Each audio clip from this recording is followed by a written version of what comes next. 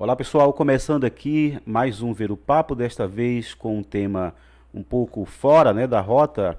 Não vamos falar aqui sobre literatura, não vamos falar sobre arte no sentido mais específico, mas vamos falar de cultura.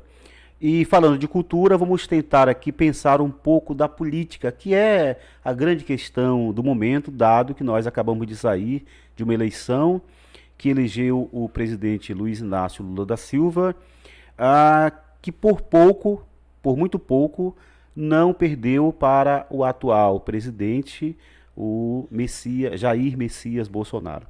Em tudo isso, em toda essa dinâmica, algo que se arrasta já por alguns anos, nós temos nos deparado com este fenômeno de massa, ah, é, ah, que certamente tem a ver com várias causas, mas sem dúvida está ancorado numa forma de discurso um pouco fora, né, um pouco fora do discurso político tradicional, embasado numa retórica e tem se valido muito, muito de uma exploração da linguagem para além do aspecto propriamente verbal e para além da tradição, digamos assim, como é que a gente diz, da tradição retórica fundamentada no discurso racional, etc. Bom, eu estou aqui me atrapalhando com as palavras, mas a ideia aqui é pensar justamente sobre este fenômeno, né, este fenômeno político, e para isto eu convidei o meu grande amigo, o professor Ricardo Torres, com quem eu estou sempre por aí debatendo algumas questões, conversando, e a gente decidiu então aqui, está aí o Ricardo, decidiu aqui então entabular esse diálogo, esse papo aqui, e a gente vai começar justamente aqui, eu perguntando para o Ricardo. Ricardo, meu grande amigo, como é que a gente pode. Eu sei que muita gente tem, né, cara, tem falado sobre isso. Como é que a gente pode entender este fenômeno, olhando nessa perspectiva do discurso, né? Este fenômeno que é o bolsonarismo, cara. Como é que a gente pode ver isso aí? Primeiro, obrigado, agradeço essa oportunidade. Disso é importante a gente trazer o diálogo que a gente costuma fazer em outras oportunidades, né? Uhum. Trazer para esse espaço que é um espaço de divulgação do pensamento e do debate. Eu acho que isso é Aham. importante nesse momento e sempre vai ser, né? Então, esse processo ou esse fenômeno, como tu disseste, que se chama no Brasil, se escolheu chamar bolsonarismo, Aham. é um processo que muitas pessoas, muitos especialistas e pessoas curiosas também que pensam sobre isso, costumam associar a outros fenômenos históricos, como o nazismo, o fascismo, enfim. Uhum. Ao mesmo tempo que eu vejo aproximações, eu percebo que, obviamente, existem especificidades muito da nossa cultura, da nossa Aham. história cultural. Então, eu tento observar, identificar esses pontos de contato, porque a gente não, obviamente que tem proximidades, tem algumas coisas semelhantes ao processo do nascimento do fascismo na Itália, do nazismo na Alemanha, enfim, todo aquele processo, e Aham. do chamado ultraconservadorismo que está se espalhando pelo mundo de um tempo para cá, mas ao Uhum. mesmo tempo o Brasil ele tem algumas particularidades muito interessantes da gente pensar por conta de que o processo de colonização foi diverso, né? Uhum. O processo de independência também não é bem isso que é divulgado muitas vezes em algumas datas comemorativas, enfim. Então é Uhum. importante repensar esse momento, mas também repensar a própria história do Brasil Aham. para isso. Porque muita gente acaba vendo o bolsonarismo como um acidente, né? Como um acidente de percurso, Aham. como usando uma expressão do citado presidente atual, que ainda está no mandato dele, né, finalizando, a Aham. ideia do ponto fora da linha, né? Sim. Como se esse fenômeno fosse isso. Eu não vejo assim, eu vejo que o bolsonarismo não há um único caminho, mas é um caminho muito previsível dentro da história do nosso país, que, na minha visão, é uma história com várias sementes e várias ações, muitos valores autoritários. Acho que o Uhum. autoritarismo tá na base, está na raiz do nosso país. Uhum. Em coisas básicas, eu acho que é um pouco sobre isso que a gente pode conversar, para tentar juntos esclarecer isso, né? Aham. Então tu vês que não se trata de nada surpreendente, nada fora da curva, É, mas infelizmente, pelo que tu falaste, está ancorado na história sim. e na cultura brasileira. Sim, infelizmente, ao mesmo tempo, como eu te falei, que a gente tem muitas possibilidades, não só de teóricos daqui, como Darcy Ribeiro e outros, Sérgio Buarque, mas também de outros teóricos, como o Levi-Strauss, como é, de várias vertentes, sempre denominam o Brasil de forma idealizada, digamos assim. Aham, Né? É, a ideia do país do futuro, né? aham. Do país que é uma democracia Eu acho que o racial. País do Futuro é do livro, o título do livro, se eu não me engano, do Stefan Zweig, se eu não me engano, que é um alemão que viveu Isso, aqui. isso. Aham. Em relação à Amazônia também tem algo parecido, essa ideia do inferno vermelho, da Ileia, enfim. Verde, sim. Essas nomenclaturas, elas Aham. escondem um tanto dessa antiga visão do Eldorado em relação ao nosso Uhum. país. Uhum. Né? Tem um lado interessante, como a ideia da democracia racial do Gilberto Freire, mas ainda bem, por conta dos debates, começam a aparecer problemas, né? Erros. A crítica é importante por isso. Uhum. Então, assim, essa idealização do nosso país, ela muitas vezes impede ou dificulta a gente visualizar os problemas. Uhum. Ao mesmo tempo que é um país com grande potencial, e a gente fala de conceitos básicos, né? A potência não é tudo, é preciso um ato de realização, e esse ato é o que dá mais trabalho. Aham. Né? Por mais que nós tenhamos muito potencial, isso por si só não adianta. Aham. Então é preciso ver que, junto com esse potencial de realização, de empreender, de ser um país grandioso, isso é um outro ideal também um tanto vazio, a gente pode conversar depois sobre isso, Aham. mas existe esse aspecto que eu citei inicialmente, que é o aspecto da mesquinhez. A gente pode falar de várias formas, usando um termo mais amplo, desumanidade, Uhum. né? A frieza, a cultura do ódio, da violência. Isso infelizmente está instaurado em nosso país há muito tempo já. Né? Uhum. No processo de escravização de milhares de pessoas, no que a política e a cultura geralmente fez com os indígenas nesse país, Uhum. né, com as mulheres, com as crianças, enfim. A gente tem uma tradição que não é nada agradável. Né? Eu costumo dizer que muitas coisas belas que a gente vê na arquitetura tradicional, como aqui em Belém a gente vê o nosso patrimônio histórico, né? Aquilo que hoje em dia a gente valoriza como algo que digamos assim, são símbolos da nossa cultura, isso é muito bonito. Mas infelizmente por trás dessa beleza toda existe muita invídia, muita crueldade, muito sangue. Né? Isso não quer dizer que a gente vai desprezar aquilo que se chama de patrimônio, Aham. os símbolos, né? Vamos destruir os azulejos portugueses. Não se trata disso. Mas é importante, eu penso que ter consciência ao mesmo tempo das benesses desse processo civilizatório, chamado civilizatório, né, que trouxe para Aham. cá essas várias culturas, a oriental, a africana, enfim, a europeia, mas ao mesmo tempo não perder de vista os malefícios que vieram junto. Né? Uhum. A gente tem muita coisa ainda a superar. Que é um pouco da leitura que eu faço sobre esse processo todo. A gente está num embate que é um embate milenar entre razão e mito. Uhum.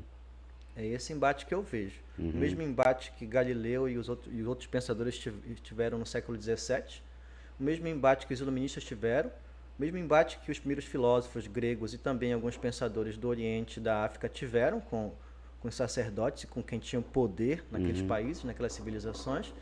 E provavelmente esse embate não vai terminar aqui. Não é? Uhum. A gente tem uma oposição que não é propriamente a oposição do mal e do bem, como muitos querem localizar, e é uma oposição sempre perigosa.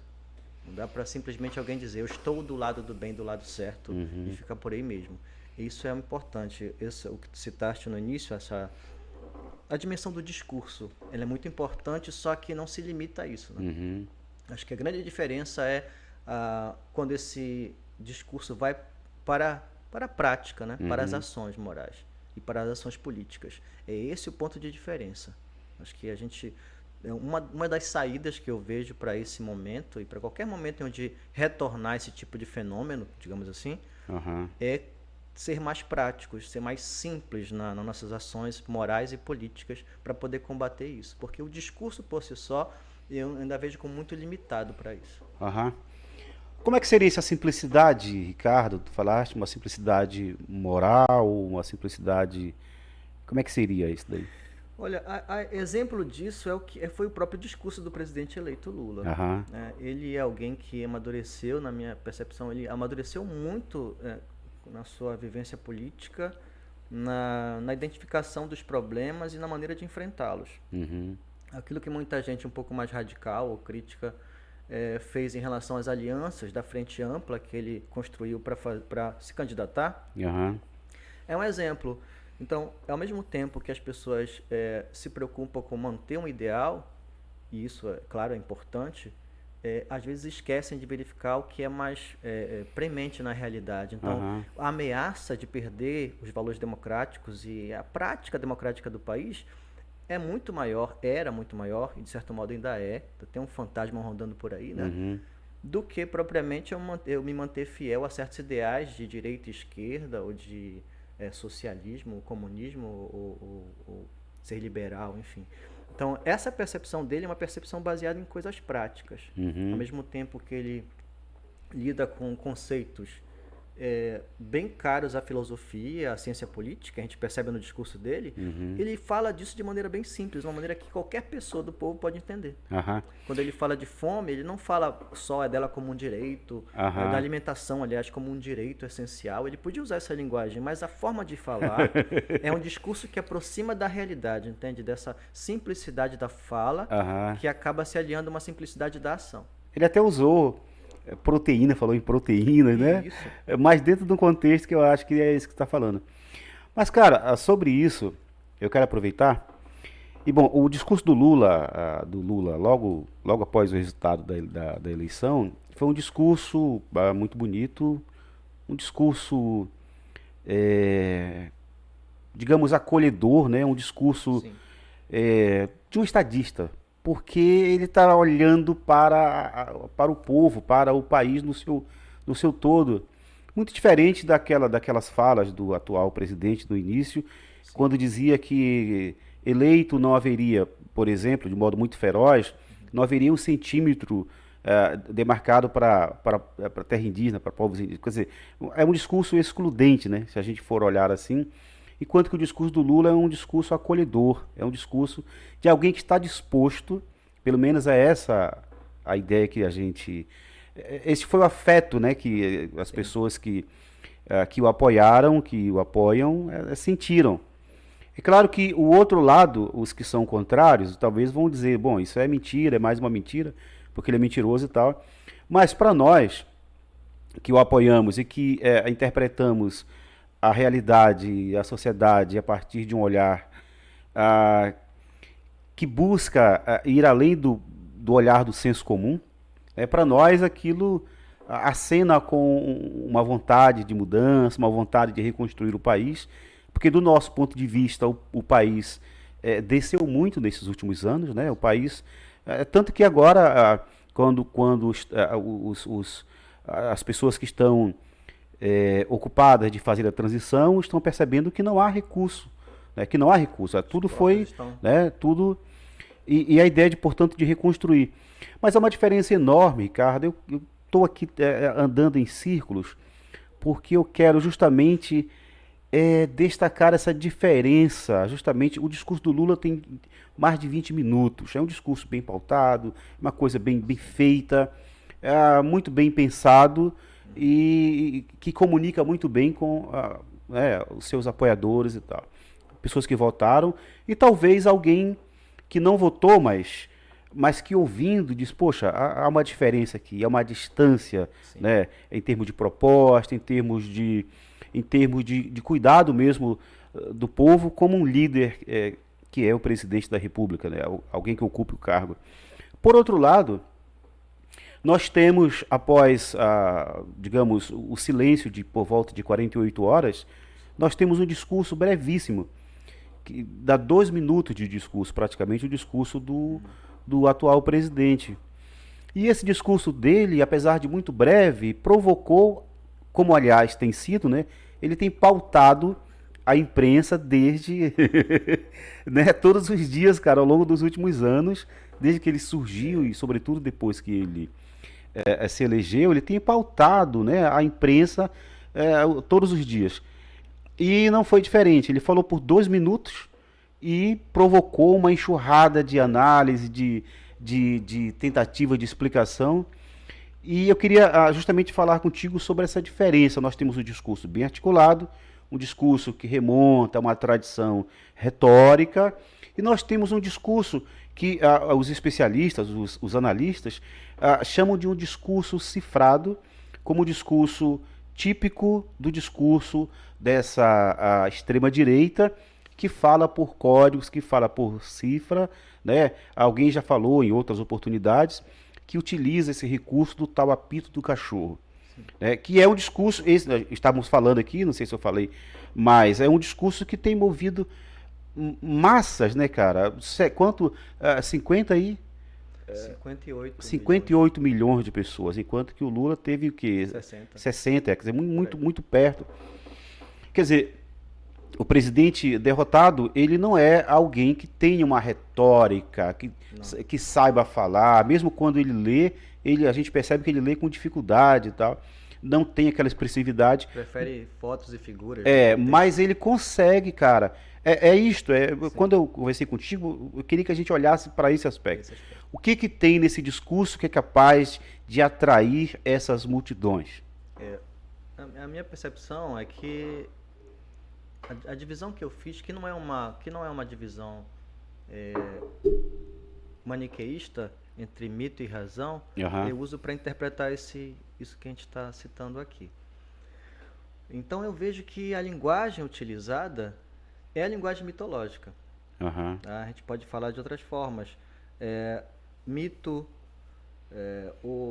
os elementos, já referindo Freud, né, do inconsciente, o aspecto simbólico, aquilo que o Freud já cita em Psicologia das Massas e outros autores investigam na formação da personalidade autoritária na Escola de Frankfurt.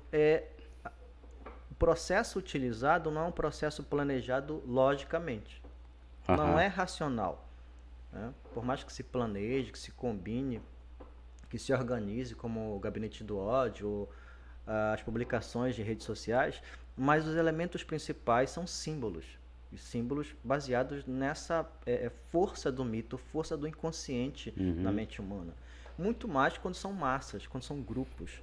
É uma coisa que muita gente tenta, por exemplo, localizar ou justificar desse tipo de mentalidade bolsonarista, como se escolheu falar, seria um nível intelectual, mas não é bem assim. Nós temos doutores, né? Temos jornalistas, muita gente, digamos assim, esclarecida, que defende esses ideais.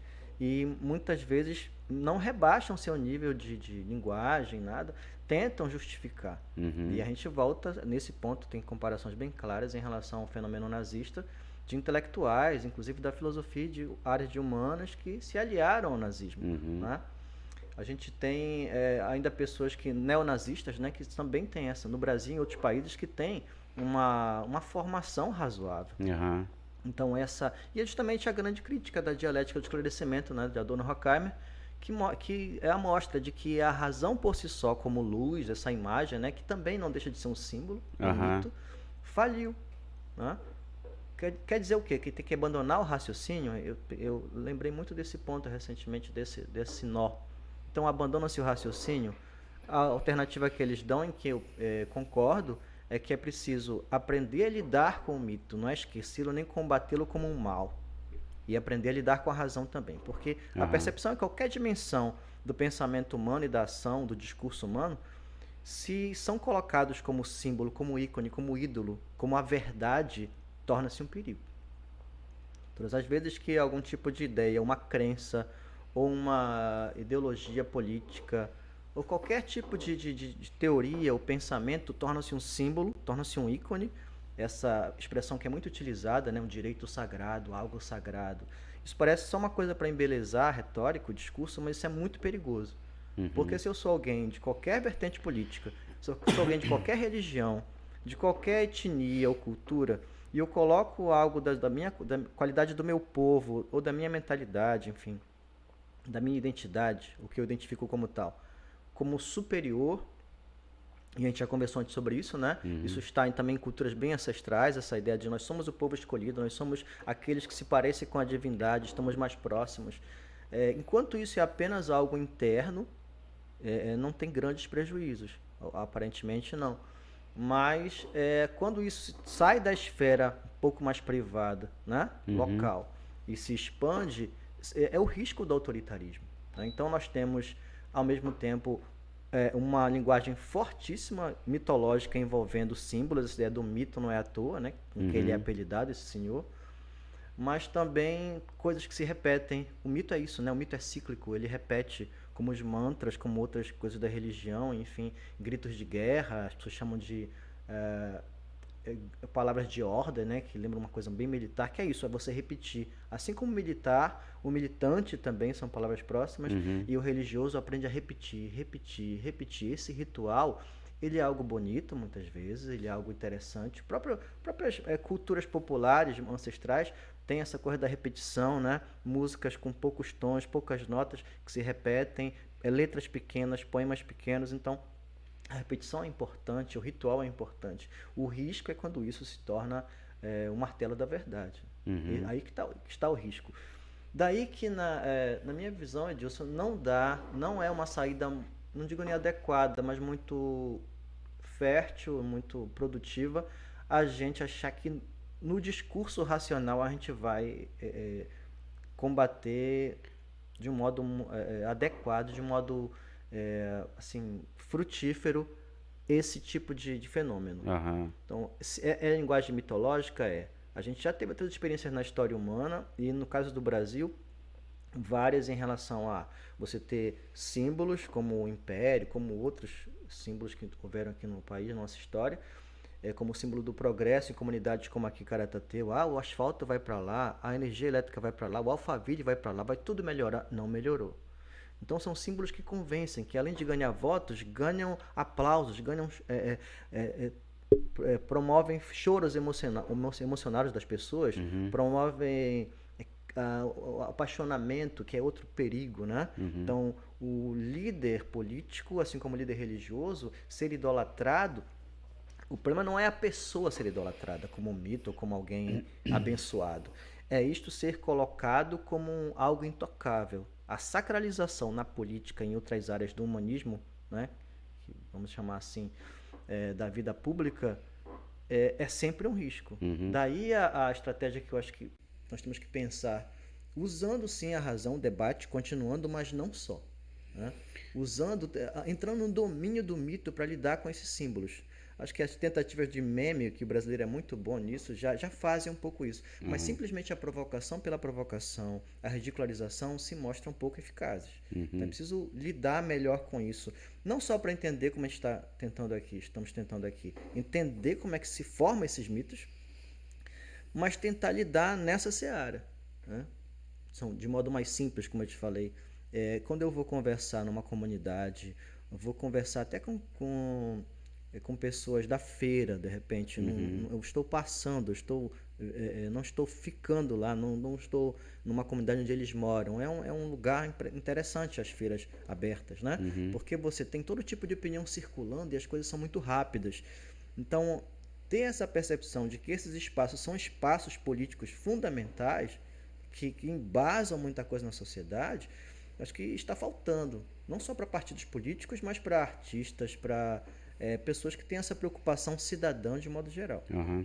A cidadania ela tem que sair um pouquinho do comum, do voto ou de assembleias, que são importantes também, de centros comunitários, e ir para a rua.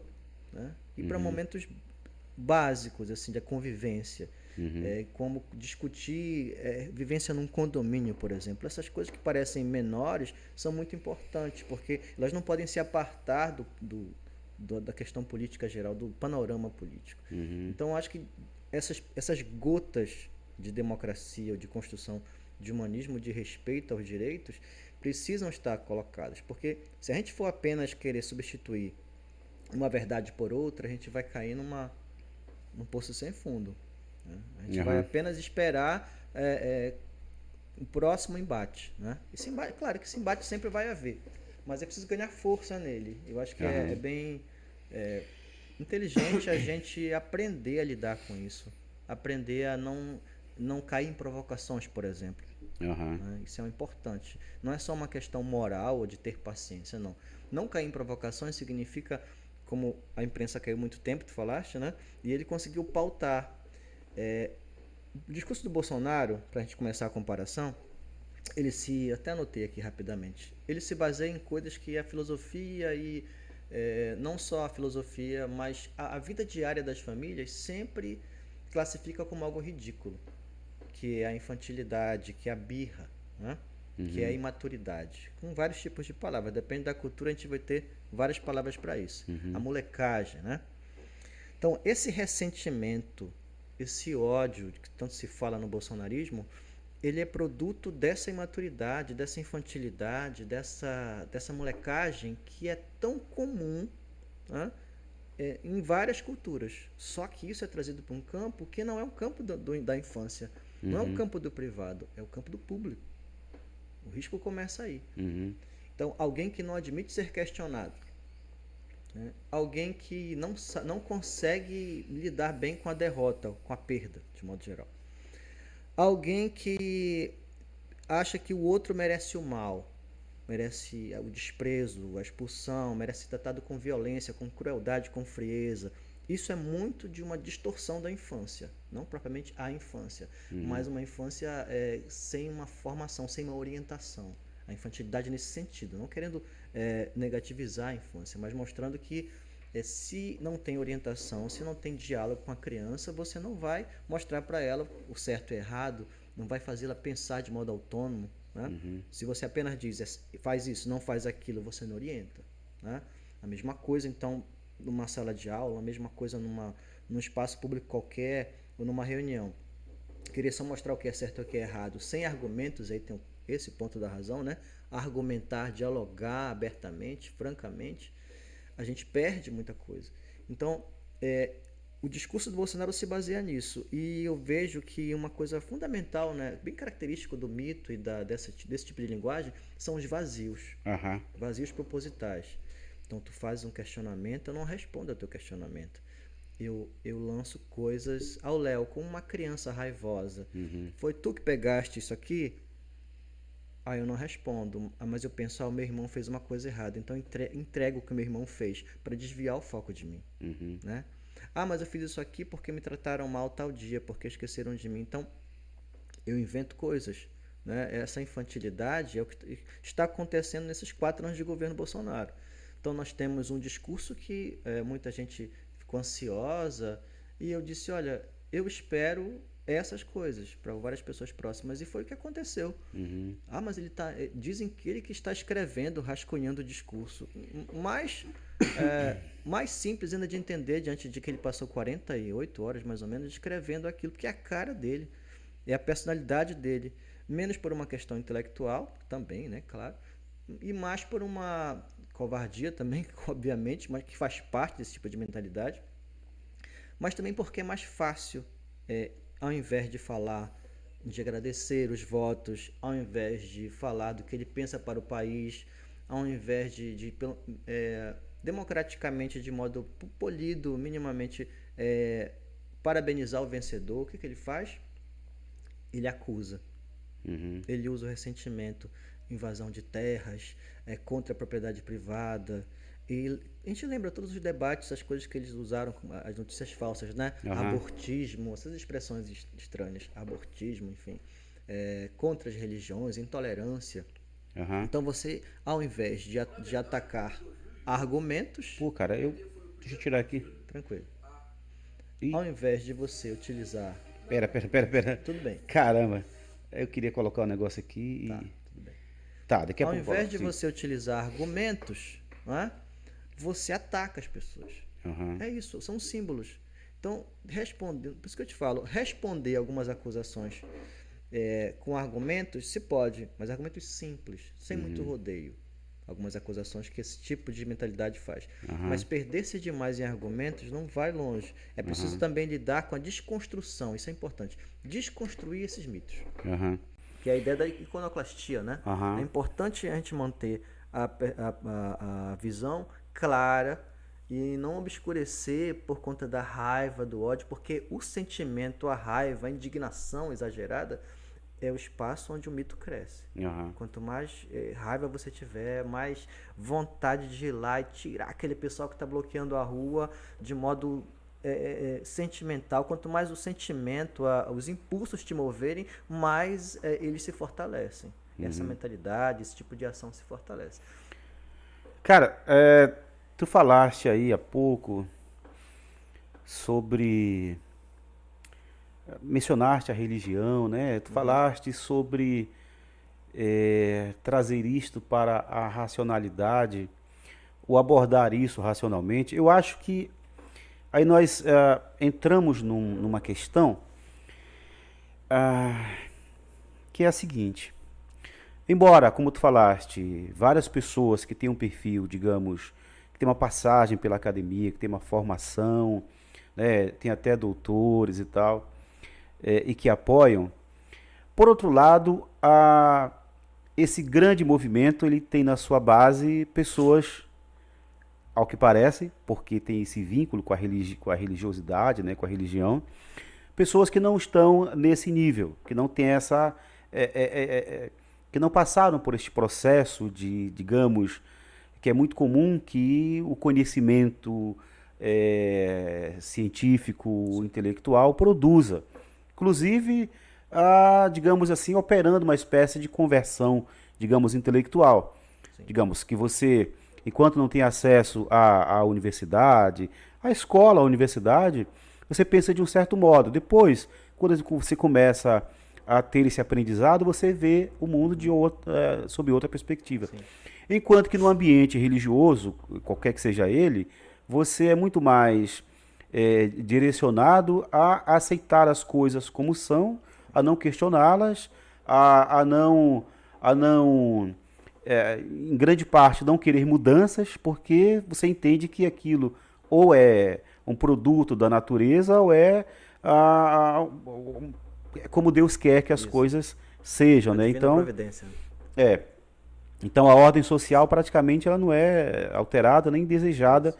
embora nós tenhamos aí neste continente, digamos assim, a, a, a grande massa é constituída de pessoas que têm uma vida muito difícil, né, que um trabalho muito pesado, às vezes passa necessidade, muito pobre e tal. O lado, digamos assim, mais fragilizado dessas relações desiguais. Então, e o apoio está muito forte aí. E aí, pensando, isso tem me inquietado há um tempo, eu conversei contigo, e eu acho que inquieta muita gente, da chamada esquerda, né? A esquerda ela tem um perfil, né? A esquerda, tal como se denomina ou se autodenomina, ela tem um perfil que é o perfil mais intelectualizado, mais acadêmico e tal. Que é um pessoal que, de certa maneira, perdeu justamente este ponto de contato com este outro lado. Perdeu no sentido de que não consegue se aproximar de modo simples. Né? Tem um discurso elaborado, tem um discurso que cita muita gente, muitos autores, mas que isso, no dia a dia das pessoas, tu falaste ir à feira e tal, é muito difícil para alguém com esse perfil. Por exemplo, nós somos professores.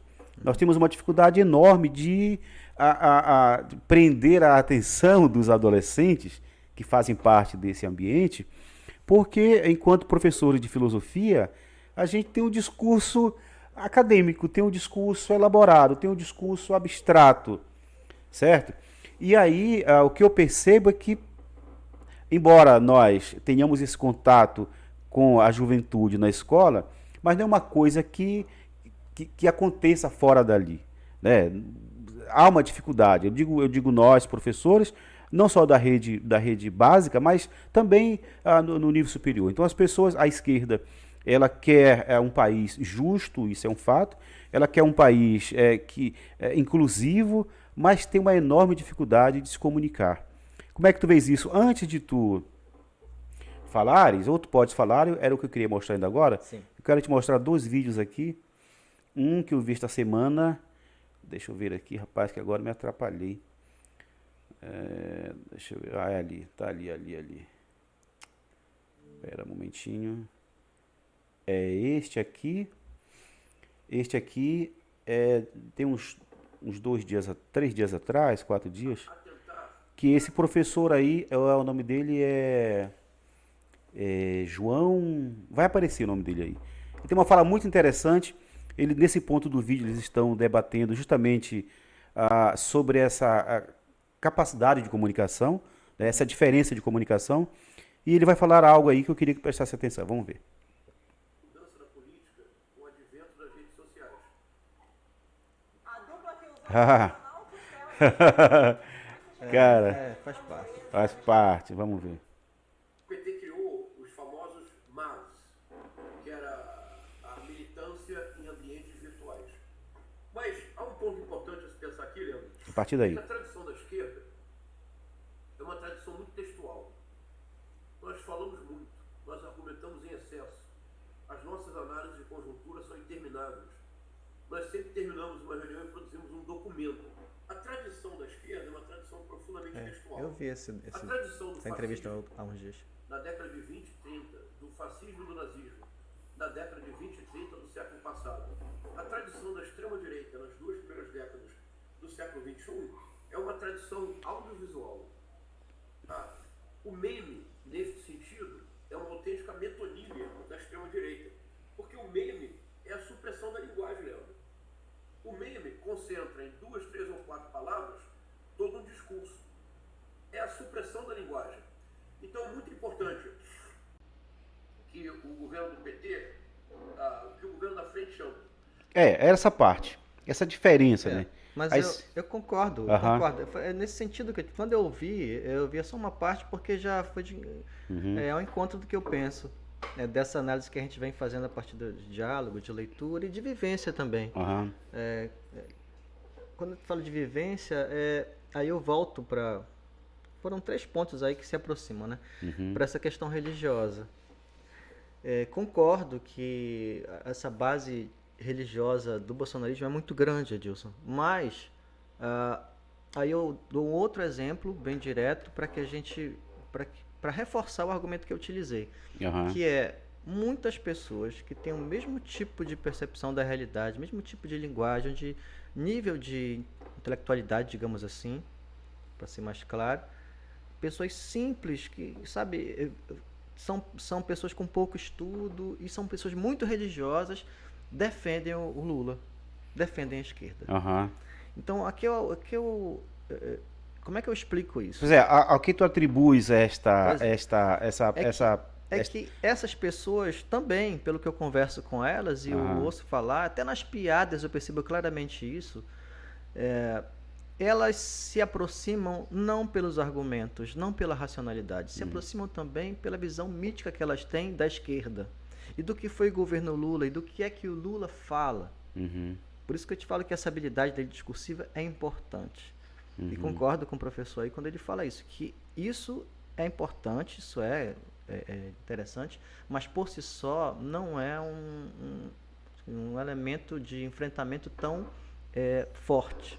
Né? A força do mito, como a força, quando eu associei, é uma fala muito geral, mas a força do mito é a força do inconsciente, a força do símbolo, o Führer, né? A suástica, o capitão, isso são símbolos.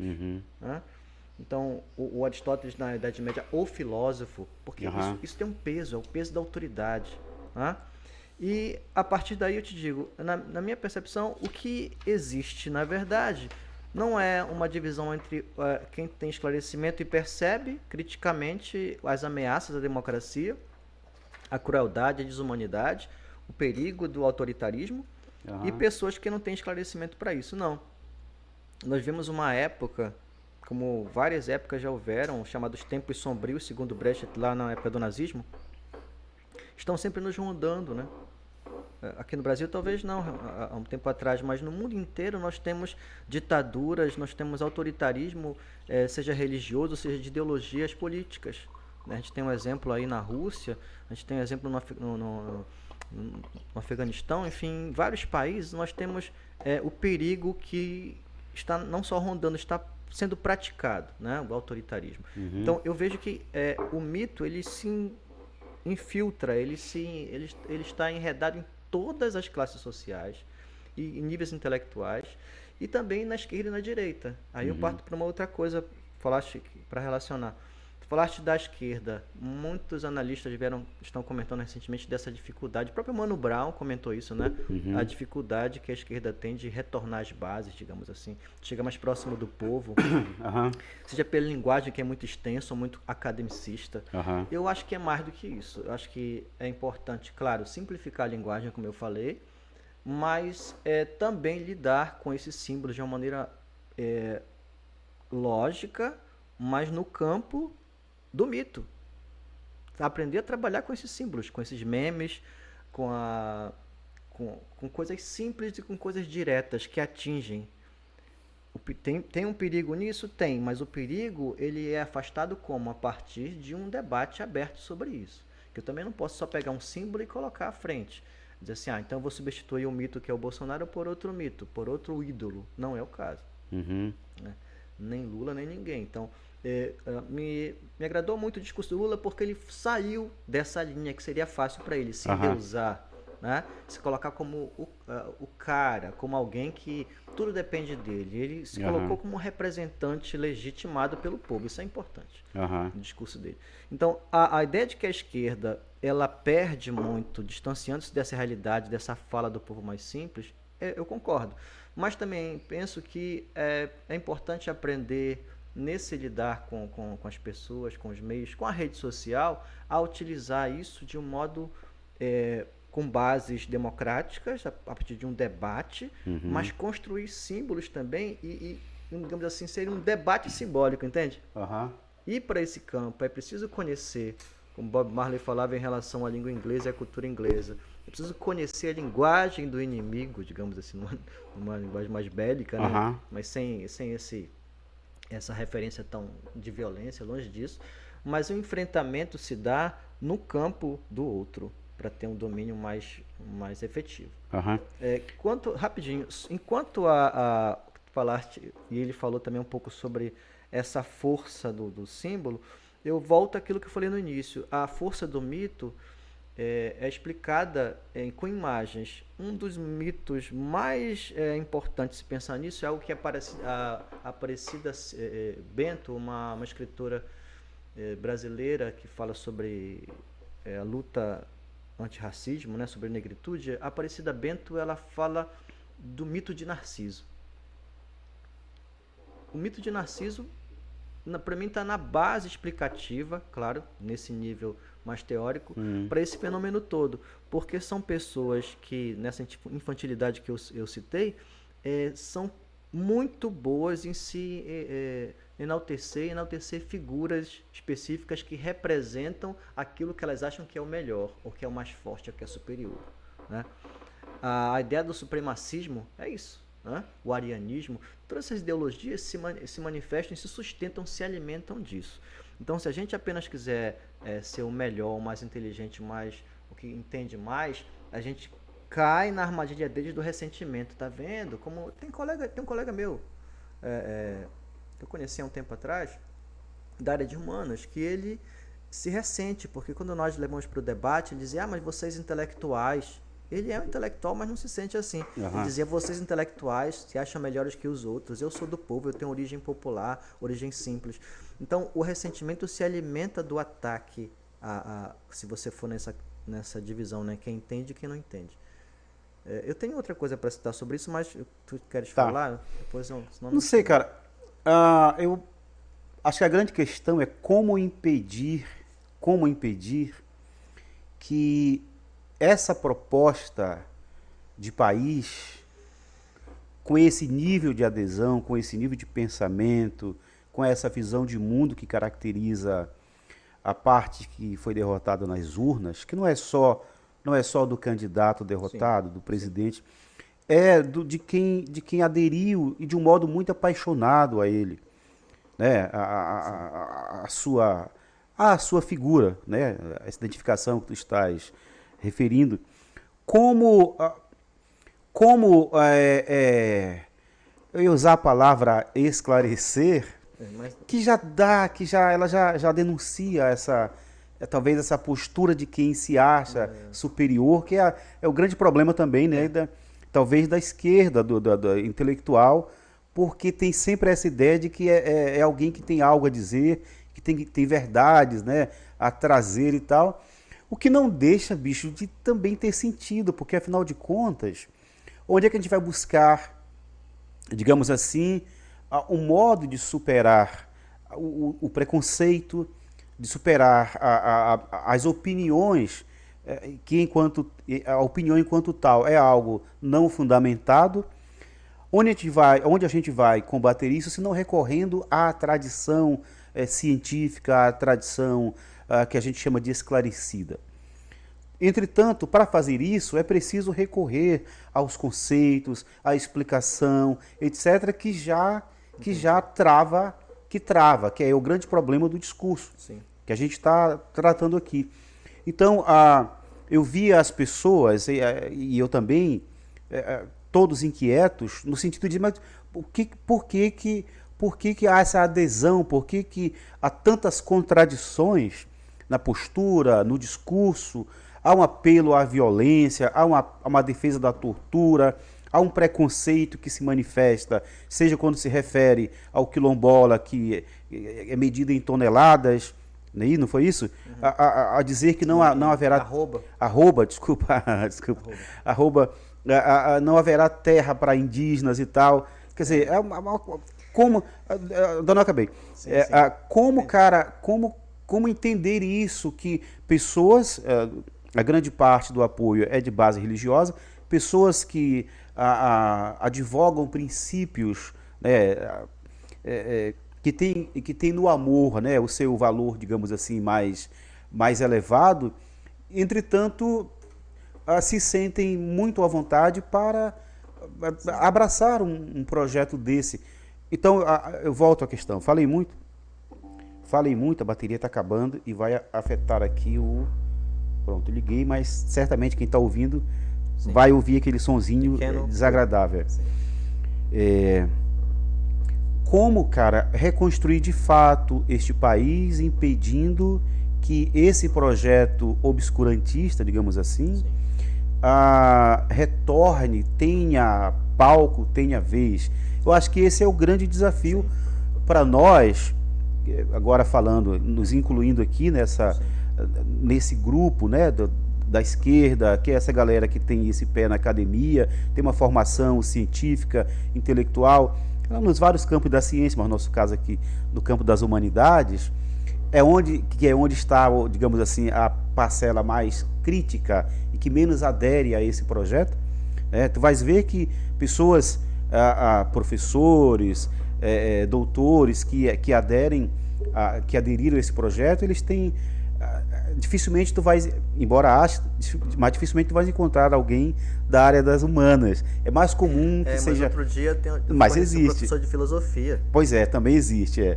Bolsonarista. E que a gente pode tentar entender a partir de outros recursos. Mas a questão é, cara, como transformar sem esta altivez, sem a arrogância, sem elitismo, né? Sem esse elitismo, né? Eu acho que esse que é o problema, cara. Sim. Como é que a gente pode fazer isso? Eu sei que isso passa pela educação. Sim. Passa pela educação, que é a forma de levar as pessoas a ter contato com essa mesma tradição que a gente está chamando aqui de esclarecida, de acadêmica, que é o contato com quem produziu conhecimento, com quem refletiu de modo mais aprofundado sobre a realidade, com quem tem o que dizer para além da mera opinião, para além do mero senso comum. Como é que a gente pode fazer isso, cara? Só para tentar deixar mais claro e mais simples o argumento e aquilo que eu tento colocar em prática. A gente é professor, citaste a educação, mas eu vejo assim, a educação formal, mas não só ela. O que eu chamo de desconstrução desses ícones, desses símbolos, desses mitos perigosos, que flertam com o autoritarismo, é uma desconstrução que se pode fazer com a linguagem, também o debate, o racional, mas não só. Aí eu vou dar exemplos mais diretos. As artes, Aham. a literatura, o teatro, a exemplo do que foi feito no teatro de rua, no teatro universitário, mas que ia para as comunidades, na década de 60 e 70, durante a ditadura, Gianfrancesco Guarnieri e vários outros atores e produtores e diretores, dramaturgos, começaram naquela época como estudantes jovens, fazendo arte, levando para a rua, para as comunidades, sem precisar fazer discurso, mostrando o autoritarismo, mostrando a injustiça, mostrando os direitos humanos, a necessidade de lutar por eles, de modo simples. É disso que eu te falo, porque a linguagem simbólica ela é muito mais forte, fica muito mais na mentalidade, seja daquele que vota na esquerda, votou no Lula agora, ou que vota na direita. Então esse risco, ele não vai, primeiro, esse tipo de visão do mundo não vai ser, na minha percepção, não vai ser excluída, não vai ser nem tão diminuída, ainda mais num país como o nosso, que tem as bases que nós temos. Aí eu faço um pequeno parêntese. Eu não tenho crenças, como muita gente sabe, o nosso posicionamento é agnóstico, né? Aham. Eu não vejo, pessoalmente, importância de negar ou afirmar. Isso é diferente, então, de desvalorizar a crença como tal. Por quê? Porque esse fenômeno agora, do bolsonarismo, mostra a importância, segundo eu vejo, disso. Se nós temos uma grande parte da sociedade que vota, que acredita, que é devotada, que é, digamos assim, pensa toda a realidade a partir dos dogmas, isso pode ter desvantagens, mas na minha interpretação do mundo isso tem grandes vantagens também. Por quê? A religiosidade como tal, ela está não só no início da história da humanidade, né? Como fundamento de muitas coisas, das leis, fundamento da convivência moral, enfim, das regras éticas. Da própria arte, né, cara? Isso, da Também. própria arte, e como tal deve ser valorizada, porque você vai ter não só as festividades, como temos aqui em São Benedito e outras, né? A musicalidade, mas existe também uma forma de interpretar o mundo como exemplo mais direto, a visão indígena do mundo, que é uma visão religiosa. Nem por isso é sempre uma visão autoritária. Então, para a gente perceber que algo válido, as crenças têm sua validade, tem seu espaço assim muito rico na cultura humana, e na cultura brasileira isso é fortíssimo. A gente não vai, digamos assim, se livrar, até porque eu penso que não tem por que se livrar. O mistério, talvez o nó, o problema, como diz, o desafio é aprender a lidar com isso. Porque, no fim das contas, esse embate a academicismo, a intelectualidade, né, a ideia do esclarecimento e essa cultura é o velho embate dos colonizadores, tentando domesticar, desbravar, civilizar os indígenas, entende? Então, obviamente que eu não vou dizer que o bolsonarismo é uma reação legítima, autêntica de um povo com as suas crenças, até porque a própria religiosidade que muitos professam, muitos defendem e acreditam, é também o fruto da colonização, parte dela. Né? Então, é preciso identificar nessa forma simples, direta, simbólica de crer nas coisas, o que não digo genuíno, porque isso vai se perdendo com o tempo, mas o que é mais adequado, mais próprio, mais traz mais vantagens, traz um bom meio de convivência para o povo. Aquilo que está no discurso do Lula sobre boa convivência, sobre uma tentativa de compreensão, de aceitação, de respeito ao outro. Então, eu vejo que a gente tem os desafios na educação, mas também na arte de um modo geral. E aí eu parto para uma distinção teórica que talvez seja importante para pensar melhor isso, que é aquilo que o Maquiavel já pensava sobre política, no Príncipe e outros textos dele, que ele faz coloca um binômio, né, entre ser amado ou ser respeitado, o príncipe. O melhor é ser amado ou ser respeitado. Ser temido, perdão. Ser temido, né? Nesse caso, o temor é o melhor. Né? E quando precisar ser amado em alguma ocasião específica, você é fácil ser amado, ser idolatrado por pequenas providências que se pode fazer diante do poder acumulado.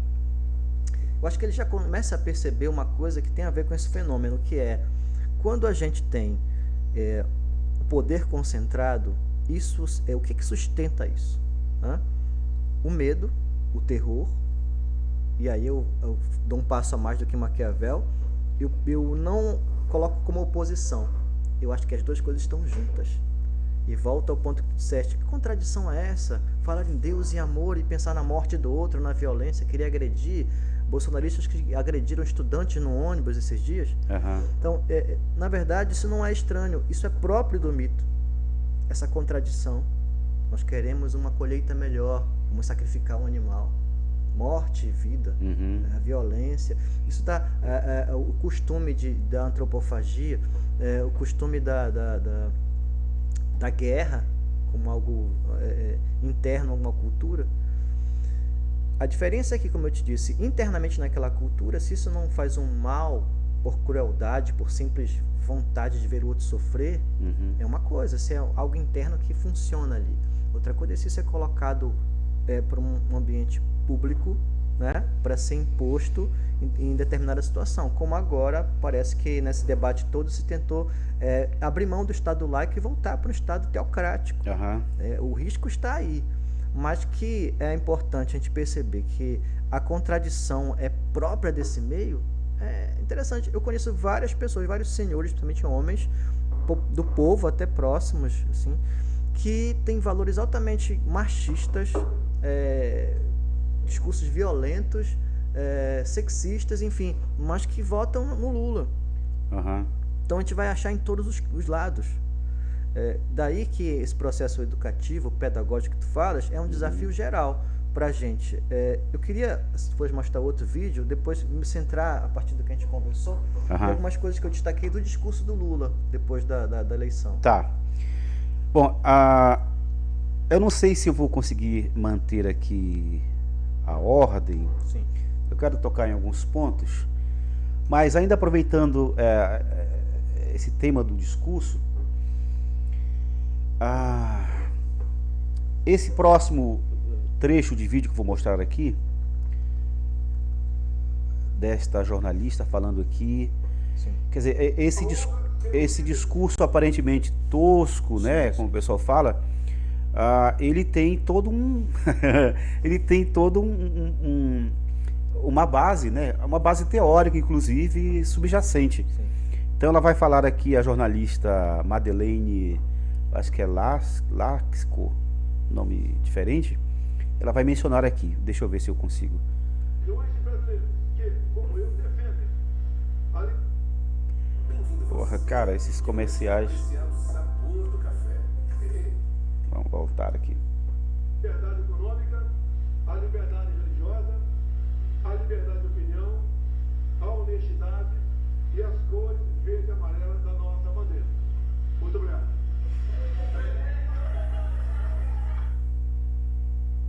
Olha, Felipe, você tem uma análise toda de conjuntura sobre esse discurso. Eu queria fazer só uma análise técnica de estrutura de discurso, sem entrar no mérito, porque o mérito o Felipe fala melhor que eu.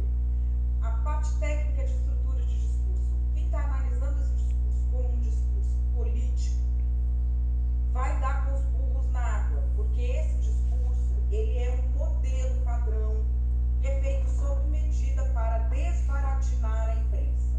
Então ele faz esse discurso esperando que a imprensa diga o quê?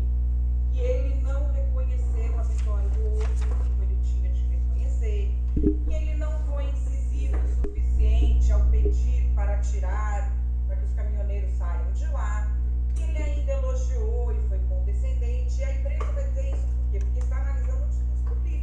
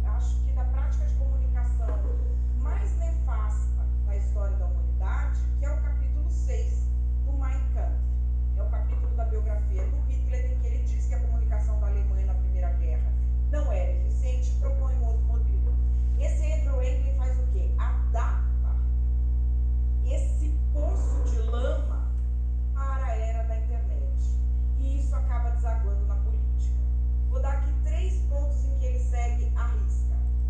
Quando você tem um radical atuando em seu favor, sem que você possa ter uma conexão direta sua com ele, você não tem como dizer, foi ele que mandou o caminhoneiro lá. Então aquilo acaba te favorecendo, porque o bônus é melhor do que o ônus, é um radical atuando em seu favor. O ideal é elogiar como herói. Se não der, você apresenta a justificativa moral para ele. E a justificativa moral é a indignação. O Bolsonaro está sendo pressionado a fazer essas pessoas pararem. Como é que ele faz as pessoas pararem? E cessa a pressão sobre ele, pressão política. É ele dizendo, nós não somos que nem um monstro que é o nosso inimigo e a esquerda. Ele não está falando para parar, ele está falando para adotar outros métodos. Então ele pode vir com o discurso político de que, ó, eu falei os caminhoneiros saírem. Aí esse povo vai fazer o quê? Vai para frente de quartel, se manifestar, vai sair, vai fazer outra coisa. E ele continua aí controlando essa história. Bom, eu queria destacar essa referência Sim. a este manual, que segundo ela, porque não existe tradução em português, eu já busquei, ela mesma fala em outro momento que não existe, que é do Andrew Anglin, né, que teria adaptado o capítulo 6 de Minha Luta, né, do Hitler. Mas pesquisando a partir dessa referência dela, eu também encontrei um livro de um cara chamado Saul Zalinsky, um norte-americano de origem judaica, de esquerda, que escreveu um livro chamado Regras para Radicais. Radicais, pega legal, né, o termo, mas é uma referência a líderes comunitários, de como os desprovidos podem, né, nessa luta da desigualdade, podem, nesse confronto com os providos, ele usa essa referência, providos, desprovidos. Então ele escreveu este livro e também foi adaptado, a extrema-direita adaptou também. E aí tem esse discurso ambíguo, esse discurso que não diz, mas que atinge um elemento importante no receptor que o direciona, certo? Então não é uma coisa assim tão obtusa, né? Ao contrário, é uma coisa bem pensada. E aí eu volto à questão, cara, como é que a gente pode, com as nossas, eu digo nós, pensando aqui à esquerda e tal, como é que a gente pode, com base nessas nossas ferramentas, acho que já respondeste isso, mas como é que a gente pode, cara, lidar com isso? Porque a tradição esclarecida, ou científica, ou acadêmica, ela está fundamentada nessa necessidade de justificar, de explicar, e justifica a partir de suas referências teórico-científicas, e aí isso torna o discurso um tanto quanto enfadonho, né? E de outro lado, nesse mesmo ambiente que a gente está referindo aqui, da política atual no mundo, com esse crescimento, esse ressurgimento e crescimento da extrema-direita, nós tivemos agora, por ocasião da pandemia, este confronto muito claro, né? Protagonizado pelo negacionismo. Sim. Né, cara? Então esse mesmo movimento que elegeu este cidadão e que o fortaleceu, também baseado nessa postura anti-ciência. E nós tivemos essas coisas absurdas de defensores de uma teoria da Terra plana e anti-ciência. Quer dizer, como é que a tradição dita esclarecida ou científica, como é que ela pode lidar com isto? Como é que, sem abrir mão da sua tradição, porque afinal de contas é a ciência, é um modo de olhar o mundo fora dos preconceitos mais grosseiros, né? Como é que se pode? Eu acho que esse que é o problema. Sim. E como é que essa esquerda, como é que essa galera formada nesse ambiente, que por conta da formação acaba também ascendendo socialmente de certo modo, passa a cultivar gostos diferenciados, tem todo um lance também aí, narcisista e tal, que há uma espécie assim de afastamento das bases e das origens, em dois aspectos, tanto no aspecto dos costumes, digamos assim, quanto do aspecto do discurso. Então, essa que é a questão que eu coloco. E eu acho que é importante a gente tentar encontrar uma saída. Eu já tem um tempo que eu faço a seguinte comparação. Nós temos, de um lado, uma instituição que existe no país inteiro, em que as pessoas que utilizam o discurso têm acesso a essa camada, né, grossa da população, que são as igrejas. De outro lado, nós temos a escola. Já falamos muitas vezes disso. Tem uma escola quase que, eu acho que em todo bairro tem uma escola. Sim. Há muito mais igrejas. Eu não estou aqui querendo opor escola e igreja. Sim. Eu quero dizer o seguinte: a escola é laica, né, a escola pública é laica, ela faz parte dessa tradição esclarecida. Deveria ser. Ou pelo menos deveria ser, também tem absurdos por aí. E de outro lado você tem o outro lado que defende o dogma, enquanto que uma procura ser antidogmática por uma questão de esclarecimento. Essa palavra é um tanto quanto complicada, mas não vem outra. Então nós temos aqui duas instituições que lidam com as massas, de certo modo, uma muito mais do que a outra, e talvez a saída fosse através da escola, portanto da educação, como eu falei. Mas nós temos essas dificuldades. Não por acaso os professores e as escolas foram muito perseguidos, surgiram essas lendas, esses mitos de que a escola sexualiza as crianças, doutrina, um monte de absurdo que a gente que está no dia a dia do chão da escola sabe que é falso. Entretanto, cara, tornou-se uma verdade. E aí eu trago outra questão, mas essa questão eu trago depois da tua fala, que é sobre essa noção de verdade, tá? Não quero me esquecer. Vai lá. Olha, eu uso a fala da Madeleine para desenvolver mais o que eu venho pensando. Deixa eu tirar aqui. Que é justamente isso. O mito, o símbolo, que é a base do bolsonarismo, eles são simples, usam uma linguagem simples, não são simplórios. É diferente. O discurso do presidente Bolsonaro, nesse caso, também não é simplório, ele é simples. Infantil, narcisista, ressentido, mas a gente sabe, né, pelo que o Nietzsche falou, pelo que a gente percebe, sem mesmo ir para recorrer para a teoria, que uma pessoa ressentida, o que é? O que é um familiar ter o ressentido? É alguém que remoe as coisas. Tem tempo para poder remoer. A reflexão desta pessoa é direcionada à culpa, à vitimização. E isso leva tempo para formular. Então você não está nem esperando, você vai numa reunião familiar e a pessoa joga a culpa em você. Aquilo toma conta de você como se fosse um poder, uma magia que envolve você e você não consegue sair. E você fica mal e você não consegue reagir. Ou reage por impulso. Então, o mito é tudo, menos simplório, né? Daí porque eu concordo com ela nesse sentido e vejo que existem muitas camadas. E não são camadas que se sobrepõem. Está tudo misturado. Como eu te falei, que está misturado dentro de quem crê, quem tem religião, de quem é simples, de quem tem pouco estudo. O mito e a razão está misturado ali. Como em nós também o mito e a razão. Então, voltando para a tua pergunta, como seria? Que estratégia utilizar? Eu reafirmo, as escolas sim, mas as escolas, assim como as religiões, têm toda essa interpenetração de razão, de direitos humanos, de movimento democrático, de humanismo, mas também do mito em suas várias formas. A forma mais inofensiva, digamos assim, um pouco mais dialógica, o mito também tem essa percepção, né? Mas também a forma mais impositiva do autoritarismo. Então, como eu disse, não é necessário que a gente mantenha o mito limitado à contradição. O mito, da sua forma mais violenta, mais cruel, ele é a contradição, né?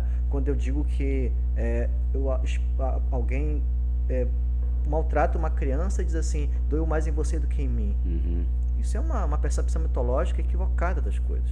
Agora, não quer dizer, voltando, que o mito é sempre ruim, o que é uma posição entre mal e bem.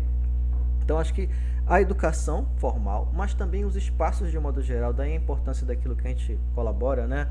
Boi-bumbá, pássaros, movimentos culturais de modo geral, a literatura, o meio artístico, o teatro, enfim, fomentar nesses meios, incentivar e conviver para que isso seja cada vez mais comum para as pessoas de todos os níveis, para que o debate vá também para esse campo simbólico.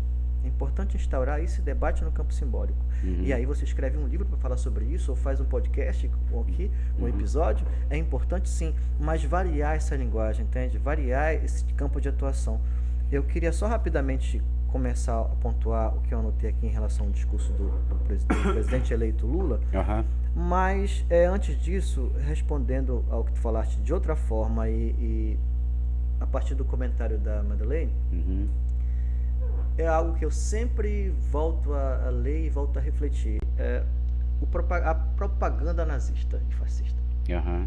Essa elaboração, e que é reelaborada agora por esse norte-americano, por esses nossos contemporâneos, não me surpreende tanto, porque a gente sabe da força disso. Basta fazer uma aproximação, duas aproximações simples. Um dos ministros do governo Bolsonaro reproduziu um discurso do Goebbels, né? Do propagandista do nazismo. Sim. E uma das coisas... Secretário de Cultura, né? Isso, secretário de Cultura. Alvim, né? Alguma coisa Alvim. Isso mesmo, não era ministro, secretário de Cultura. E assim, com o maior orgulho de fazer isso, de plagiar, né? Em relação à cultura, em relação à arte, ele falava, que é um discurso autoritário, dizendo que agora, a partir de então, a arte seria outra. Então eu vou dizer o que é arte e o que não é. E um outro fato que é uma frase, na verdade, que se torna fato nos exemplos que nós temos atualmente. Só um parênteses, o Lula, no discurso dele, ele fala, além de que foi uma coisa muito bacana pra gente, dizer que a educação vai voltar a ser prioridade, ele também fala na cultura, né, cara? Sim. Isso é um ponto fundamental. Sim, algo que é um discurso, uma fala lá da época do nazismo, mas que se tornou fato agora e se desdobrou novamente, uma mentira repetida 100 vezes vira verdade. Ora, o que é a propaganda contemporânea se não isso? O que é alguém com uma criança no colo? O que é alguém beijando uma senhora idosa na campanha? O que é uma pessoa muito bonita na TV vendendo um produto que ela nem usa? É isso, é essa mentira repetida. Então, a mentira, nem sempre, né? Vou chegar ao nível do Kant e de outros pensadores que vão dizer que moralmente a mentira é sempre um erro, porque, discordando do Kant e de outros pensadores, eu penso que é possível sim usar mentira de maneira inofensiva, porque a literatura, a arte são mentiras feitas de modo consciente para pensar, para refletir, para embelezar o mundo e para repensá-lo, melhorá-lo, mas também mentiras que podem defender a vida de alguém, evitar que alguém seja morto, por exemplo, né? Enfim, mas diante disso, a propaganda, essa coisa simbólica, o que você faz? Não deu certo, muda a estratégia, usa outro símbolo. Essa sucessão de símbolos tem a ver com o que eu falei no discurso dele de espaços vazios. Quando você é reticente desses espaços vazios, não responde o que lhe perguntam, não faz o que esperam que você faça, você provoca. E a provocação é algo infantil, né? Eu não coloco o nível de respeito, de reconhecimento ou de escuta. Eu falo com você, eu debato com você, mas eu não estou te escutando, percebe? Sou eu comigo mesmo. Eu me refaço, eu digo, não falei isso. Se eu falei, eu quis dizer outra coisa, tirou de contexto. Então isso é muito comum no mito. Daí essa necessidade de aprender a lidar com isso. E eu acho que o campo da arte, cara, é fantástico para isso. Você faz uma performance teatral, uma dramaturgia de 10 minutos para uma comunidade, como eu já fiz isso em alguns lugares, que nunca teve acesso ao teatro, mas parece que eles sempre viveram aquilo ali, porque dependendo da forma que for feito, da temática, até como palhaçaria, que é algo muito potente, incrível o poder de sensibilização que tem, as pessoas começam a se colocar no lugar dos personagens, né? Conseguem se enxergar ali com o teatro de bonecos, as pessoas começam a ver a injustiça que elas vivem aos poucos, né? Muito mais facilmente do que uma aula. Legal, porque a cara. aula tenha seu papel. Legal, né? legal. Isso é importante. Aí você tem várias vertentes. Você tem o teatro pedagógico do Brecht, que vai mostrar nitidamente a exploração do senhor contra os trabalhadores, mas você tem também outras formas que ele e outros autores descobriram de mostrar a injustiça social nos conflitos de uma família. Hoje 2 amigos, outros 2 irmãos, como Milton Ratum mostra. Os conflitos familiares que o Ratum mostra em 2 irmãos e outros textos dele são conflitos que ele ironicamente mostra como se a sociedade visse como algo folclórico, algo comum. É normal isso acontecer. Injustiças, assédio, abuso, que são coisas cruas que infelizmente ainda acontecem na Amazônia, como o Dalcide mostra, como outros autores mostram, e que são normalizadas, que é um dos perigos que a Hannah Arendt fala, nessa banalização do mal, né? Então o perigo não vem sempre do louco, daquela pessoa que tem a cara de... curiosamente, uma coincidência infame é que o presidente Bolsonaro tem essa coisa estranha, né? Até quando ele sorri é algo macabro, mas nem sempre é assim. Muitas vezes aquela pessoa, como isso ele é, né? Aquela pessoa inexpressiva, ignóbil, né?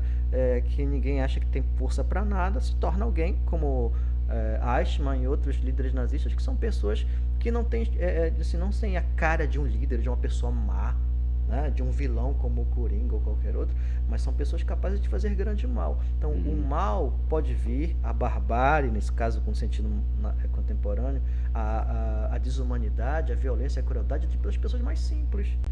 De um camarada que fala de amor, que usa uma linguagem muito bíblica, ou de amorosidade em determinados momentos, e faz símbolo de arma, né? Então, isso que aparentemente é uma contradição, que só no discurso você desmonta, não é. É algo muito bem estruturado. E a propaganda ajuda isso. A propaganda é muito boa nisso.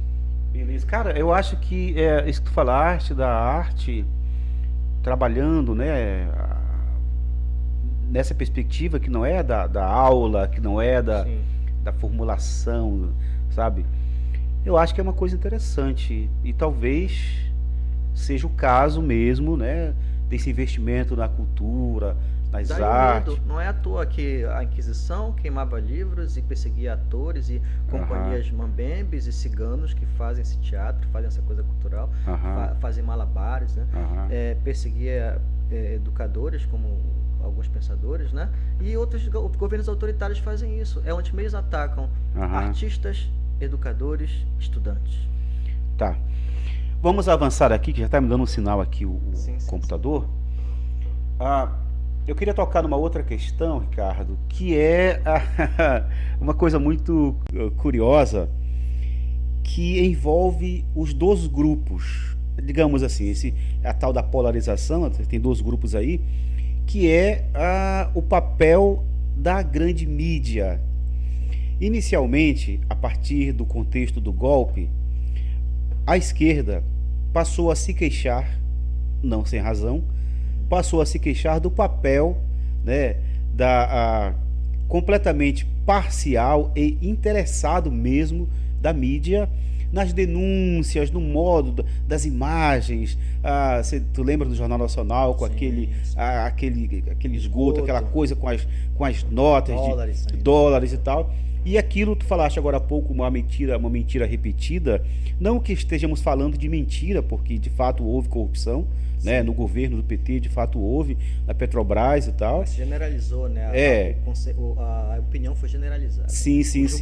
Mas aí o ponto era atingir o Lula, porque o Lula saberia, não sei o que mais. Como símbolo, ele foi tido como símbolo. Sim, coisa que não se provou, né? O Reinaldo Azevedo, em várias falas, desafia o Sérgio Moro a mostrar onde é que estão as provas contra o Lula. Faz uma análise bem contundente sobre isso.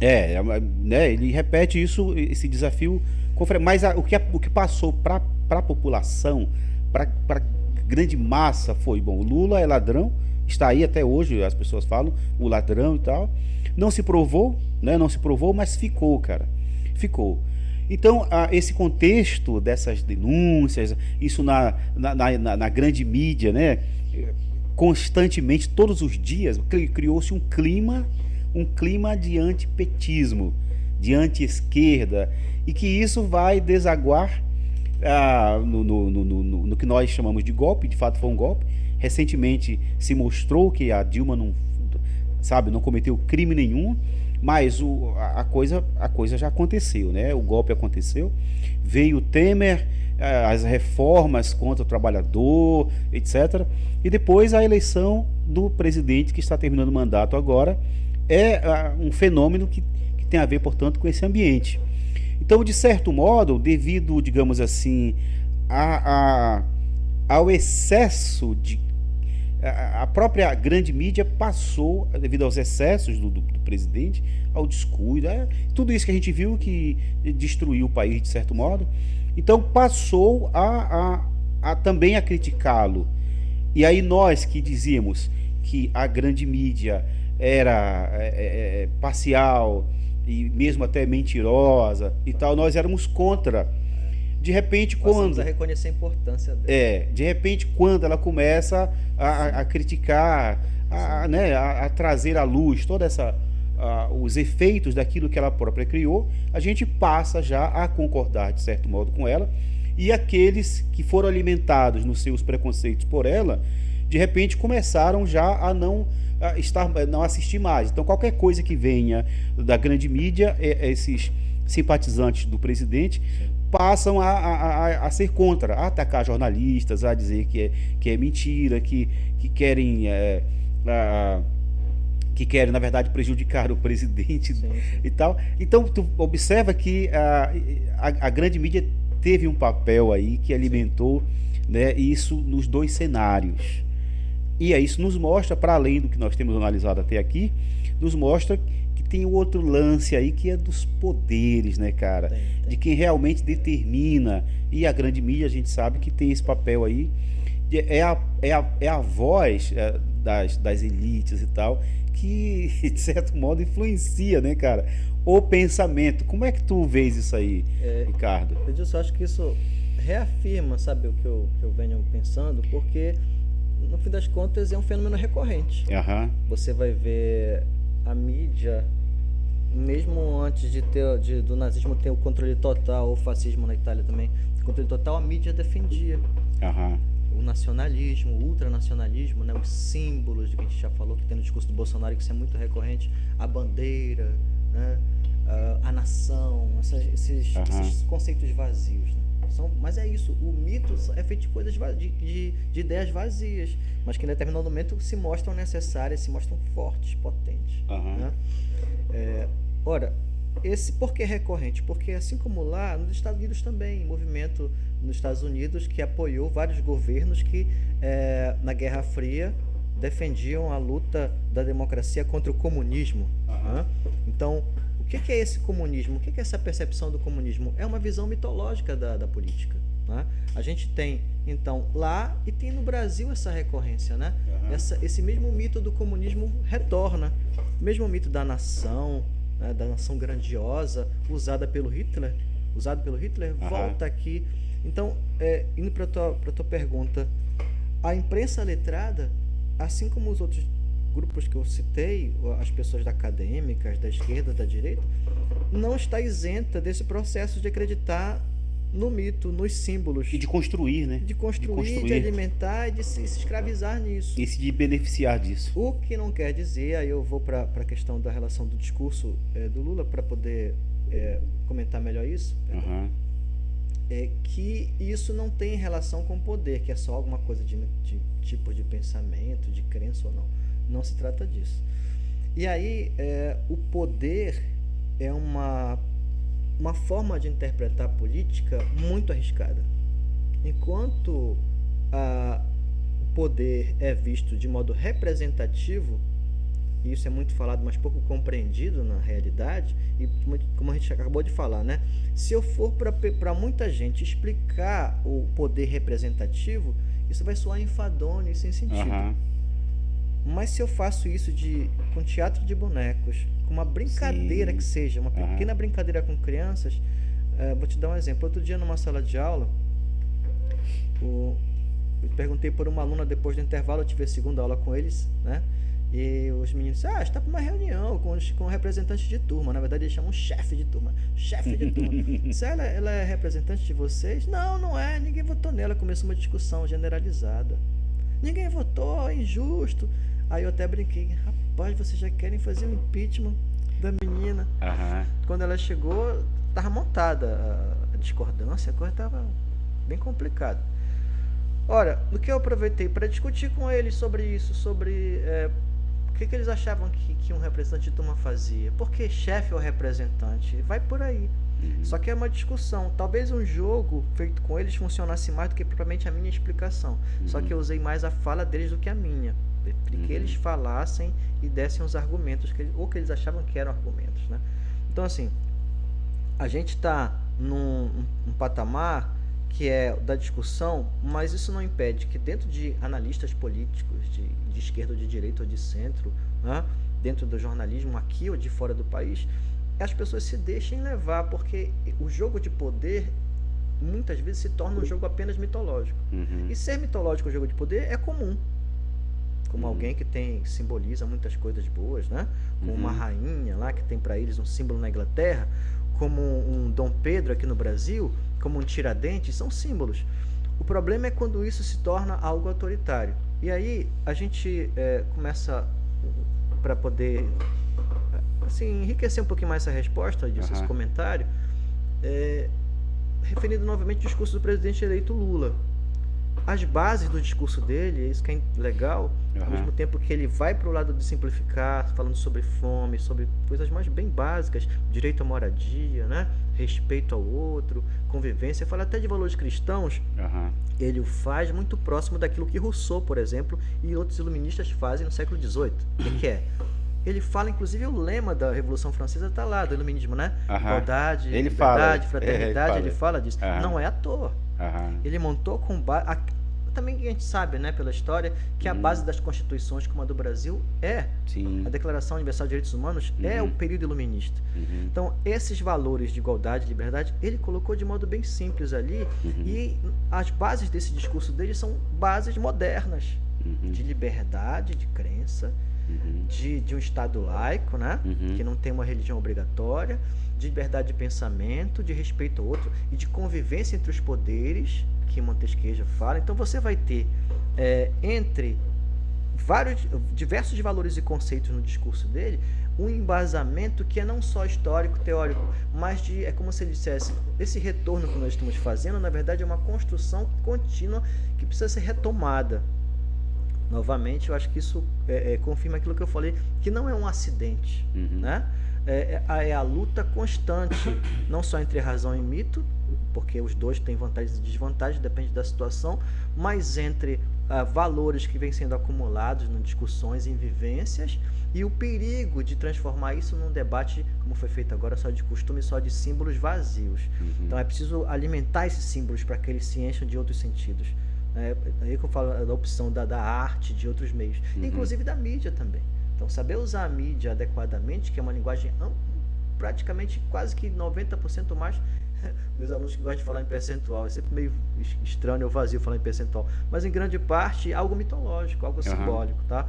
Então, ele vai utilizar a ideia de construção contínua. Então, não existe algo perfeito. Isso é importantíssimo. Acho que na minha vivência política eu fui aprendendo mais do que na teoria, nos estudos, Edilson.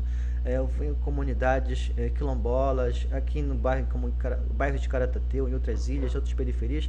Eu sempre gosto de conhecer não só as chamadas lideranças, mas pessoas que não têm tanto destaque, mas pessoas que caminham, que têm influência em vários meios, e essas pessoas me mostram muito nessa vivência delas, que elas conseguem entender o processo público, político ali no meio delas, como uma construção contínua, que não acabou aqui. E também os melhores, os mais habilidosos que eu conheci, homens e mulheres, são pessoas que não têm uma ideia assim, isso aqui é a verdade, é isto aqui que nós devemos colocar em prática. Tá? Então, se eu tenho uma ideologia que eu acho que é importante, seja o comunismo, o socialismo, o liberalismo, o que for, isso é comum, eu tenho aquela minha ideia. O problema é usar os meios que eu tiver de representação de poder para estabelecer aquilo como a única via. E quem discordar de mim merece ser excluído de alguma forma. E isso, hoje em dia, com essa linguagem midiática, isso é feito de forma... A exclusão nem sempre é tão clara, né? Nem sempre é uma tortura, nem sempre é uma censura como era feito na época da ditadura militar. Nós temos outros meios mais, digamos assim, mais sutis de fazer isso. Então, essa linguagem vai se tornando mais sutil, mais delicada, né? Mais detalhada, delicada não. A ideia dos sentimentos morais que são colocados lá, ao mesmo tempo que parecem só valores cristãos ou morais, são direitos, são ideias morais muito racionais que Lula colocou. E também habilidosamente ele relaciona com a vivência, com com os problemas do povo. Isso é fundamental. E essa ideia, que eu volto a ela, que está também, na minha compreensão, na base da modernidade, desses pensadores, e daquilo que eu vejo nas comunidades, é importante a gente não ter ídolos, símbolos inalcançáveis. Volto a isso. Eu até brinco um pouco isso num poeminha, que é o direito de blasfemar. Na política, sim. Por quê? Não, na vida pública. Porque se eu vejo alguma coisa como sagrada, não posso falar de Marx, não posso falar do outro economista lá de direita, não posso falar do político tal, que eu já sou errado, eu não presto, aí, quer dizer, começam as ofensas, começam as exclusões. Tá? Eu não posso falar de um prefeito que foi eleito em Belém porque é de esquerda. Não, então essas proibições são um erro. Em qualquer nível, em qualquer dimensão, em qualquer espaço. Então, assim, é preciso, na minha visão, não estabelecer, mas lutar por um espaço da discordância, que no discurso parece simples: liberdade de opinião, liberdade de pensamento, mas a liberdade de expressão como algo construído, não como algo, é isso aqui que pode, é isso que não pode. Né? Que os limites estejam nesse debate, né? E que a gente não comece nunca, por mais que se use a expressão, mas não acredite nela, nem coloque como um ícone, né? O sagrado, né? Esse governo é sagrado, esse tipo de sistema político é sagrado. Quando se sacraliza isso, a gente tem as ditaduras, né, cara? Sagrado talvez, mas vamos já também criticar um pouco. Sagrado talvez para nós só democracia, né, cara? Mas é justamente isso, como eu te falo. Às vezes usar só retoricamente, de maneira para tornar mais bonito, como ele fez em alguns discursos, Lula, o direito sagrado ao alimento. Entende-se, compreende-se. Na verdade, são direitos fundamentais. Só que se eu falo direito fundamental, é habilidade com mito. Muita gente não entende. Sim. Se eu falo direito sagrado, realmente está certo, entende? Esse cuidado na linguagem. Menos o sagrado, aliás, mais o sagrado na linguagem e menos o sagrado na prática, como algo intocável. A ideia do dogma, né? De algo que, se alguém falar, está errado. Você trabalha para nós, você foi contratado pelo nosso governo, você não pode nos questionar. E, quer dizer, a gente percebe que o espaço da intolerância, ele está em qualquer lado. Sim. Obviamente que a gente, como muitos se identificam como de esquerda, por uma razão. Isso não quer dizer que a gente vai aceitar tudo que é esquerda ou que determinado partido faz. Essa liberdade de questionar, de fazer a crítica no sentido de melhorar, de reconstruir, ou às vezes destruir algumas coisas, né? Destruir alguns ícones, alguns símbolos, isso é fundamental. Ou então a gente vai sempre ter a ideia de que chegamos no perfeito. Não existe, né, cara? Por isso que a ideia da construção contínuo, isso. Mas ao mesmo tempo que muita gente fala isso, Edilson, a prática é diferente. Sim. A gente podia elencar exemplos de vários governos aqui no Brasil. Acho que a história é um exemplo, a história no seu todo, né, cara? Atuais, inclusive, de governos de várias vertentes que cometem erros parecidos. Talvez não instaurar autoritarismo, mas flertam com atitude, sabe? Quando você não recebe um sindicato para conversar, quando você impõe medidas dentro de uma escola, por exemplo, uma escola qualquer, uma escolinha de bairro, se eu não consigo ouvir os meus colegas, imponho as regras, né? Então, por isso que a gente começou falando disso, né? Que na nossa cultura, nas raízes do Brasil, usando a expressão do livro, a gente tem esse quê autoritário que é preciso ver, é preciso enfrentar. Não pode só negar, não, isso aí xingando, sabe? Ou colocando. Porque por mais que a gente se divirta, faça meme com a ideia do genocida, efetivamente isso não vai longe. Para essas pessoas que acreditam, isso é só um desrespeito, é só um xingamento. Cara, a gente vai se encaminhar para o final aqui. Eu acho que uma questão a mais para tocar, que tem a ver com o que a gente falou da imprensa, né? A grande mídia, uma hora ela atiçou algo, claro, evidentemente apoiada na noção de que estava a expor a verdade. Depois ela passa a ocupar o outro lado, novamente em nome da verdade, mas de fato, talvez muito incomodada por ter, digamos assim, agora que lidar com as consequências de ter criado algo que a surpreendeu, o tal do ovo da serpente, né? Mas nisso tudo, a noção de verdade está em pauta, né? A princípio, bom, a verdade é esta sobre esse partido, sobre essas lideranças e tal, e aí precisamos de algo novo que não era novo, não era nada novo, fazia parte do sistema. O presidente que se elegeu tinha uma longa trajetória na política, na velha política, inclusive pelo que veio a público, na tradição, digamos assim, do tomar lá da cá, de certo modo. Eu digo certo modo para tomar um pouco de cuidado aí, não. Mas bem, e isso gerou essa polarização que a gente mencionou agora há pouco. Entretanto, falávamos de democracia agora, entretanto, na tradição democrática, se a gente remontar ao início lá dos gregos, nós temos também uma espécie de polarização em torno do que é verdade. Nós temos os sofistas, por exemplo, que, dizendo assim, grosso modo, eram relativistas. A verdade é algo que depende do discurso. Acabei de anotar essa palavra aqui. Né? Depende do discurso. Não há uma verdade como uma realidade imóvel. A verdade ela é circunstancial e ela se constrói no discurso, e o discurso se vale muito de elementos emotivos, de elementos afetivos, não necessariamente de elementos racionais, né? Então os sofistas já colocam isso lá no começo. De outro lado, nós temos a tradição que se constitui a partir, pelo menos a partir de Parmênides, Sócrates, Platão, que defende a permanência de algo, a estabilidade de algo que não muda, né, e a verdade, portanto, está vinculada a isso de certo modo. Depende do discurso, depende do logos, mas remete a uma realidade inquestionável. Certo? Então, por que eu cito isso? Porque recentemente, nesse debate que ainda está aí, nessa coisa absurda para nós, diríamos essa loucura que está aí, de pessoas negacionistas e que defendem a sua verdade apesar de que a sua verdade não condiz, pelo menos aos nossos olhos, não condiz com a realidade. É como se nós estivéssemos aí, não com o mesmo preparo, talvez, dos sofistas, mas seria o caso de lembrar do que a Madeleine, a jornalista, falou agora há pouco. Há um preparo, sim, né, na base disso, mas que o povão talvez não saiba, porque essa preparação toca justamente naquilo que no povão é o elemento de condução. Mas o povão está aí e defende, apesar das contradições com a realidade, defende aquela verdade. Então é como se nós estivéssemos num novo contexto, uma espécie assim de rescaldo, de resquício daquilo que os sofistas já trataram.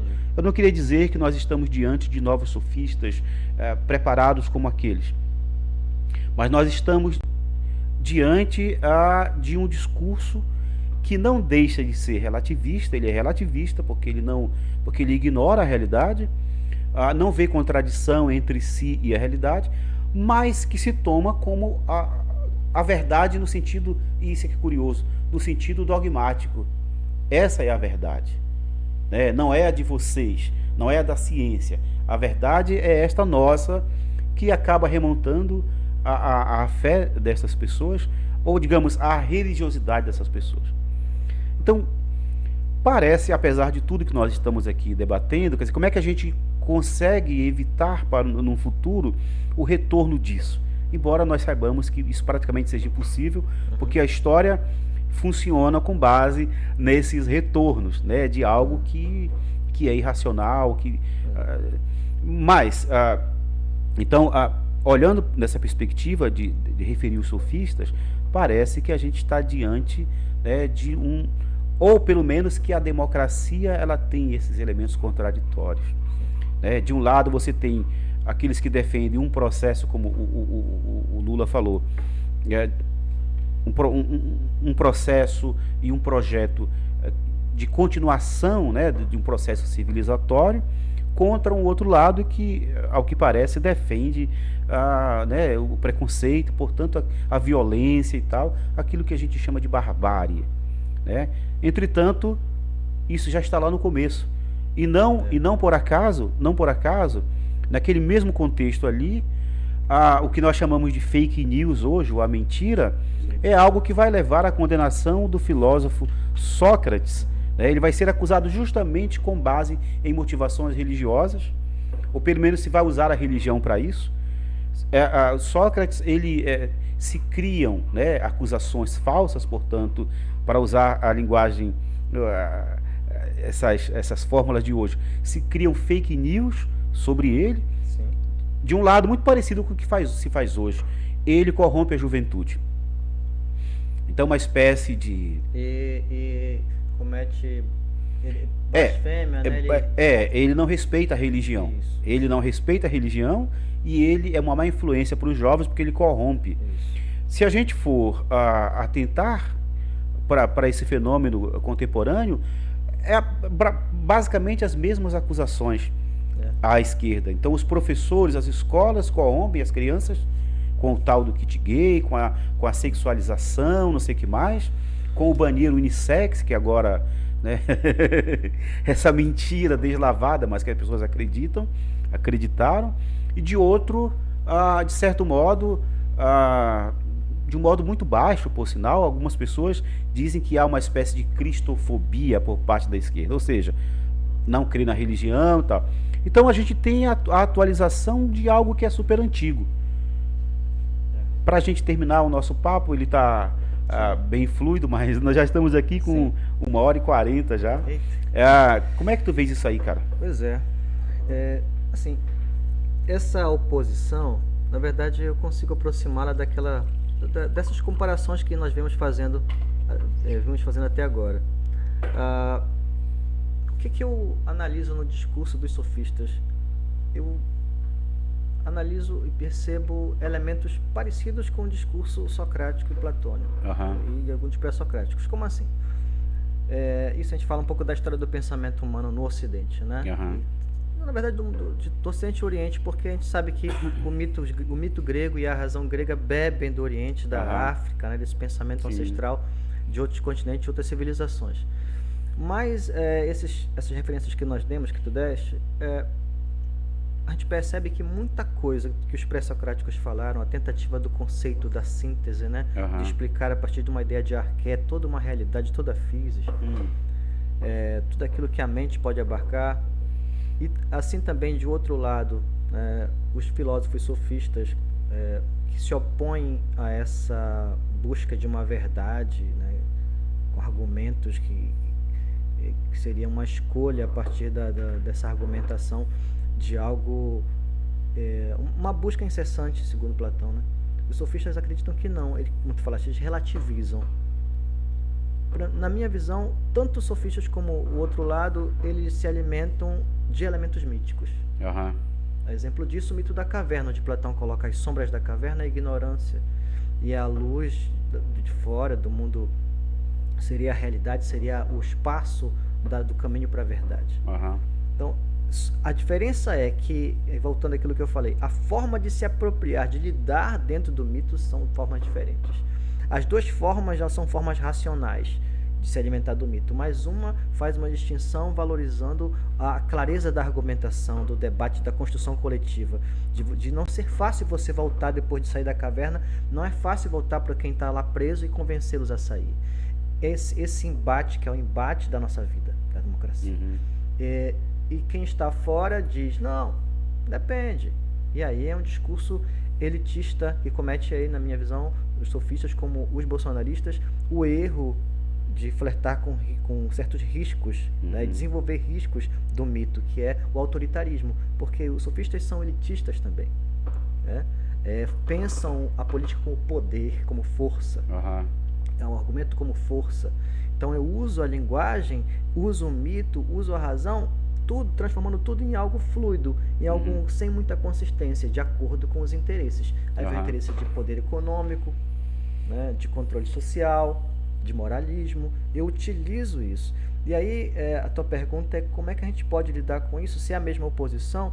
Eu vejo assim, Adilson, eu vejo que uma distinção fundamental nisso, para a gente perceber de modo mais simples possível, é que moral e política não são uma cadeia evolutiva, né? A gente não vai ter a evolução, isso é uma tentativa que muitos autores fazem, mas a evolução, a teoria do evolucionismo de Darwin é sobre aspecto biológico, ambiental. Mas o caráter humano não melhora com as gerações. Infelizmente, não. A gente pode pensar que tiveram conquistas legais, políticas, na convivência científica, sim, mas as sociedades mais esclarecidas cientificamente, mais letradas, as sociedades mais que conhecem mais leis, que têm mais regras morais, mais religião, se tornaram sociedades menos cruéis. Segunda Guerra Mundial, genocídios em vários países, né, de armênios, genocídio contra os indígenas até hoje sendo feito no Brasil. Então é a mostra de que a razão por si só, né, de que a moral e a política, por mais que tenham avanços, esses avanços não são contínuos. A melhoria do caráter humano e da moral humana, seja em um âmbito privado ou público, não é uma coisa que é uma linha, não é um crescente, infelizmente. Daí a dificuldade de sempre retomar isso, esse enfrentamento. Aí tu perguntas, como lidar, como evitar essa volta? Como evitar, como diz no Educação Após Auschwitz o Adorno, né? Como evitar o retorno de Auschwitz, esse símbolo que é Auschwitz, né? Como evitar a repetição? Isso é inevitável? Provavelmente não é, a gente não pode dizer nem que é totalmente evitável ou inevitável. Por quê? Porque são elementos, as raízes do autoritarismo, assim como da democracia, estão na base daquilo que é a nossa formação como ser humano. Então é um enfrentamento que a gente tem que fazer o tempo, não dá para relaxar, entende? Para descansar, para achar que já está. Chegamos aqui, é mais ou menos assim, foi feita a Declaração de Direitos Humanos, poxa, conseguimos, vamos esperar agora. Conseguimos eleger fulano, conseguimos votar leis que protegem a criança, a mulher, negros, enfim. Ok, não. Cada geração que nasce vai de novo sofrer os mesmos impactos, mesmas influências dessa relativização que é conveniente, dessa visão de política como poder.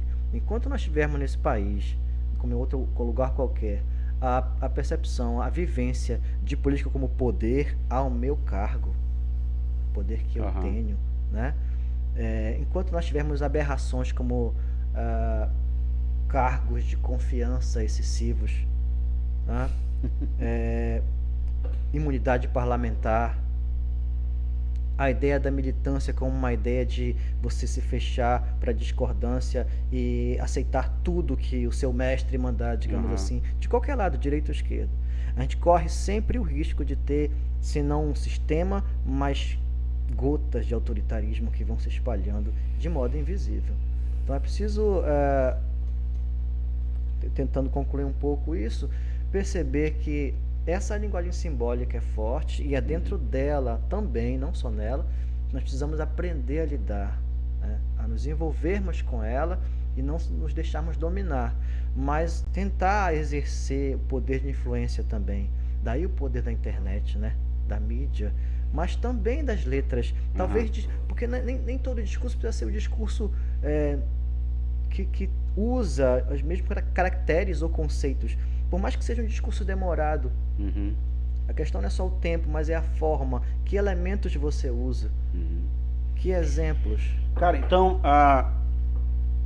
olhando para a história,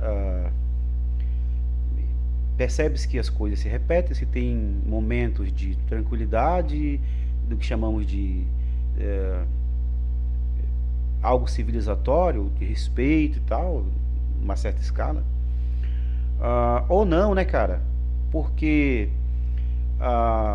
essa tradição racionalista que vai da Grécia para a Europa moderna e contemporânea, ela elabora esses conceitos, fala nos direitos humanos universais e tal, mas ao mesmo tempo nunca deixou de olhar para o outro, para o diferente, como inferior e de tratá-lo de um modo desumano. Sim. Então parece que a exploração, colonialismo, tudo isso continua. Sim, escravidão. Então, isso com outros formatos, tudo isso se adaptou aos novos tempos, né? se adaptou à mídia, uma capacidade, como o capitalismo tem, né? Essa capacidade de se reinstaurar, se Aham. adaptando às coisas. Então, parece, a gente talvez termine de um modo um tanto quanto sombrio, porque parece que nós estamos olhando do ponto de vista macro, parece que isso tudo também não deixa de ser mero mito, né? Uma vez que na prática a crueldade, mesmo disfarçada de uma racionalização do preconceito e tudo mais, que justifica, né, a relação entre superior e o dito inferior, nessa escala de, quer dizer, o superior, a elite, todo o direito, ao outro, ele pode ser escravizado, ele pode ser vítima de genocídio, ele é o outro, ele é o não humano, né? Então, olhando para a história, de fato o que nós tivemos foi sempre isso. Entretanto, nós alimentamos essa idealização de que é possível um mundo de convívio entre diferentes, e esse é o desafio. Eu acho que é isso que o Lula chamou ali, eu não lembro a expressão, se ele chamou de processo civilizatório, alguma coisa assim, mas ele usou a expressão civilizatório, quer dizer, um projeto, né, de país e tal. Eu acho que esse é o desafio, cara. A gente, apesar de constatar que a história está encharcada de sangue, né, sempre o vencedor, sempre o europeu, sempre e o outro sempre deixado para trás e explorado e tudo mais. Mas apesar disso tudo, eu acho que a gente precisa acreditar que sim, é possível uma sociedade inclusiva, em que o dito diferente seja reconhecido na sua humanidade, na sua dignidade. E eu acho que é isso que caracteriza o pensamento da esquerda. Querer esse projeto, querer isso na prática, enquanto que, seja por incompreensão, seja por ignorância, seja por preconceito, o outro lado quer conservar a coisa como é, isto é, quer conservar, para sintetizar, quer conservar a exclusão, né? Então, de um lado, nós, aqui da periferia, duplamente, né? Aqui na periferia, o Brasil e aqui na periferia de Belém, né? Parece que nós temos, como professores, como cidadãos, né, cara, de um lado, o desafio de tornar esse mito, o mito da igualdade, da convivência pacífica, inclusiva, tornar esse mito algo factível, algo da convivência, mas de outro, e portanto alimentado nesse ideal humanista que sim, que vem da tradição esclarecida, que não o praticou de fato, né? Não o praticou, a história prova disso, que não praticou. Suas limitações também, né? Mas que a gente possa, então, utilizar esse mesmo ideal, essas referências todas, mas do nosso lugar, né, cara? Eu acho que essa essa discussão que existe atualmente entre pensamento decolonial, não sei o que mais, acho que é um pouco isso, né, cara? Tem gente que quer abrir mão da referência teórico-científica, filosófica. Eu acho que é importante abrir os diálogos para todos os lados. Sim. Então é importante utilizar essa reflexão e, ao mesmo tempo, não esquecer que de onde vem esta mesma reflexão, vem também, historicamente, a crueldade, né, cara? Então, para concluir, fala aí. Eu concordo com muita coisa muito contigo, meu amigo, porque, assim, o mito, a utopia, o sonho de um mundo melhor, de um mundo mais igual, de uma democracia que nunca existiu, de fato, né?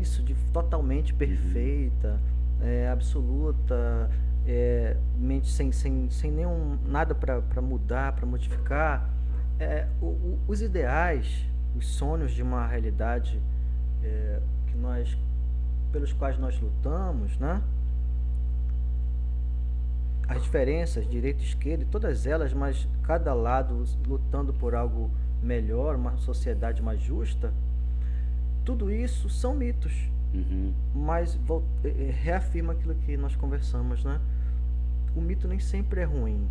o uso dele de modo equivocado, como o uso da razão também, é que pode trazer algo equivocado, autoritário, desumano, né, violento. Cruel, sim. Isso.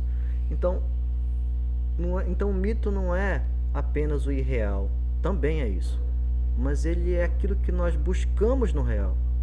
Nós queremos esse real. Agora, questioná-lo, analisá-lo, colocá-lo na nossa frente, seja de modo discursivo, em debate mais comum, que é esse que nós fazemos aqui, ou num debate artístico, como eu te falei, colocando duas imagens, qualquer criança vai perceber a diferença das imagens, a que é violenta, a que é desumana, e aquela que acolhe, aquela que te faz bem, né?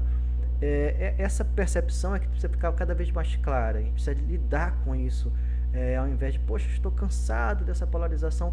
Polos diferentes é comum. O problema é quando um polo tenta exterminar o outro. E essa é a limitação. Então, aquilo que nós buscamos no real, sim, e tentando terminar, claro, de modo mais otimista, precisa ser mantido. Não propriamente apenas como um palavreado, quando se fala hoje em dia de esperança, né? Da própria democracia, ou de felicidade, de amor, em contraposição ao ódio, que se mantenha isso, mas que se traga isso para o debate também. Então, eu acho que a forma de ser mais otimista é enfrentando esse pessimismo, enfrentando essas coisas mais, como se diz, né?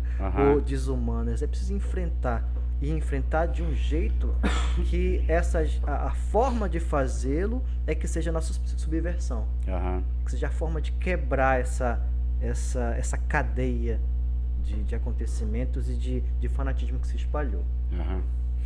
Beleza, cara. Bom, falamos muito aqui, a gente meio que abordou vários assuntos, talvez nem sempre tão focados quanto deveria, porque a conversa vai girando e a gente vai esquecendo coisas. Mas eu acho que foi um bom papo, né, cara? Um bom começo. Pra essa temática aí tem muita coisa. Sim. Eu acho que a gente poderia, de repente, até pensar em, de vez em quando, trazer questões da política, né? Pode ser, A minha ideia inicial... a repercussão também, se as pessoas tiverem perguntas, comentários, de repente falar sobre isso. Legal. Bom, pessoal, foi isso aí a nossa conversa de hoje.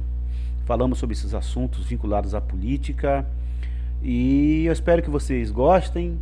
Eu vou tentar depois fazer cortes. Já me falaram, eu também já pensei sobre isso, que as conversas são longas. Fazer corte dá trabalho pra caramba, mas é uma forma também de, né, poupar as pessoas, de quem não quiser, não tem tempo para ver a conversa toda, para ver os trechos. Mas por hoje foi isso aí, Ricardo. Valeu, cara. Obrigado. Obrigado, Doctor. Muito bom. Essa aqui siga como exemplo de amizade, no sentido lá dos filósofos, né? De alguém que tem afinidade, no interesse em entender melhor as coisas. Sim. E te agradeço muito por esse momento, que é sempre bom esse diálogo. E eu espero que as pessoas gostem, né? Que a gente possa voltar a dialogar com outras pessoas. Sim, e também nós dois, com outras questões que a gente sempre está conversando por aí. Beleza, então, pessoal, a gente fica por aqui. Um abraço e até a próxima conversa. Valeu.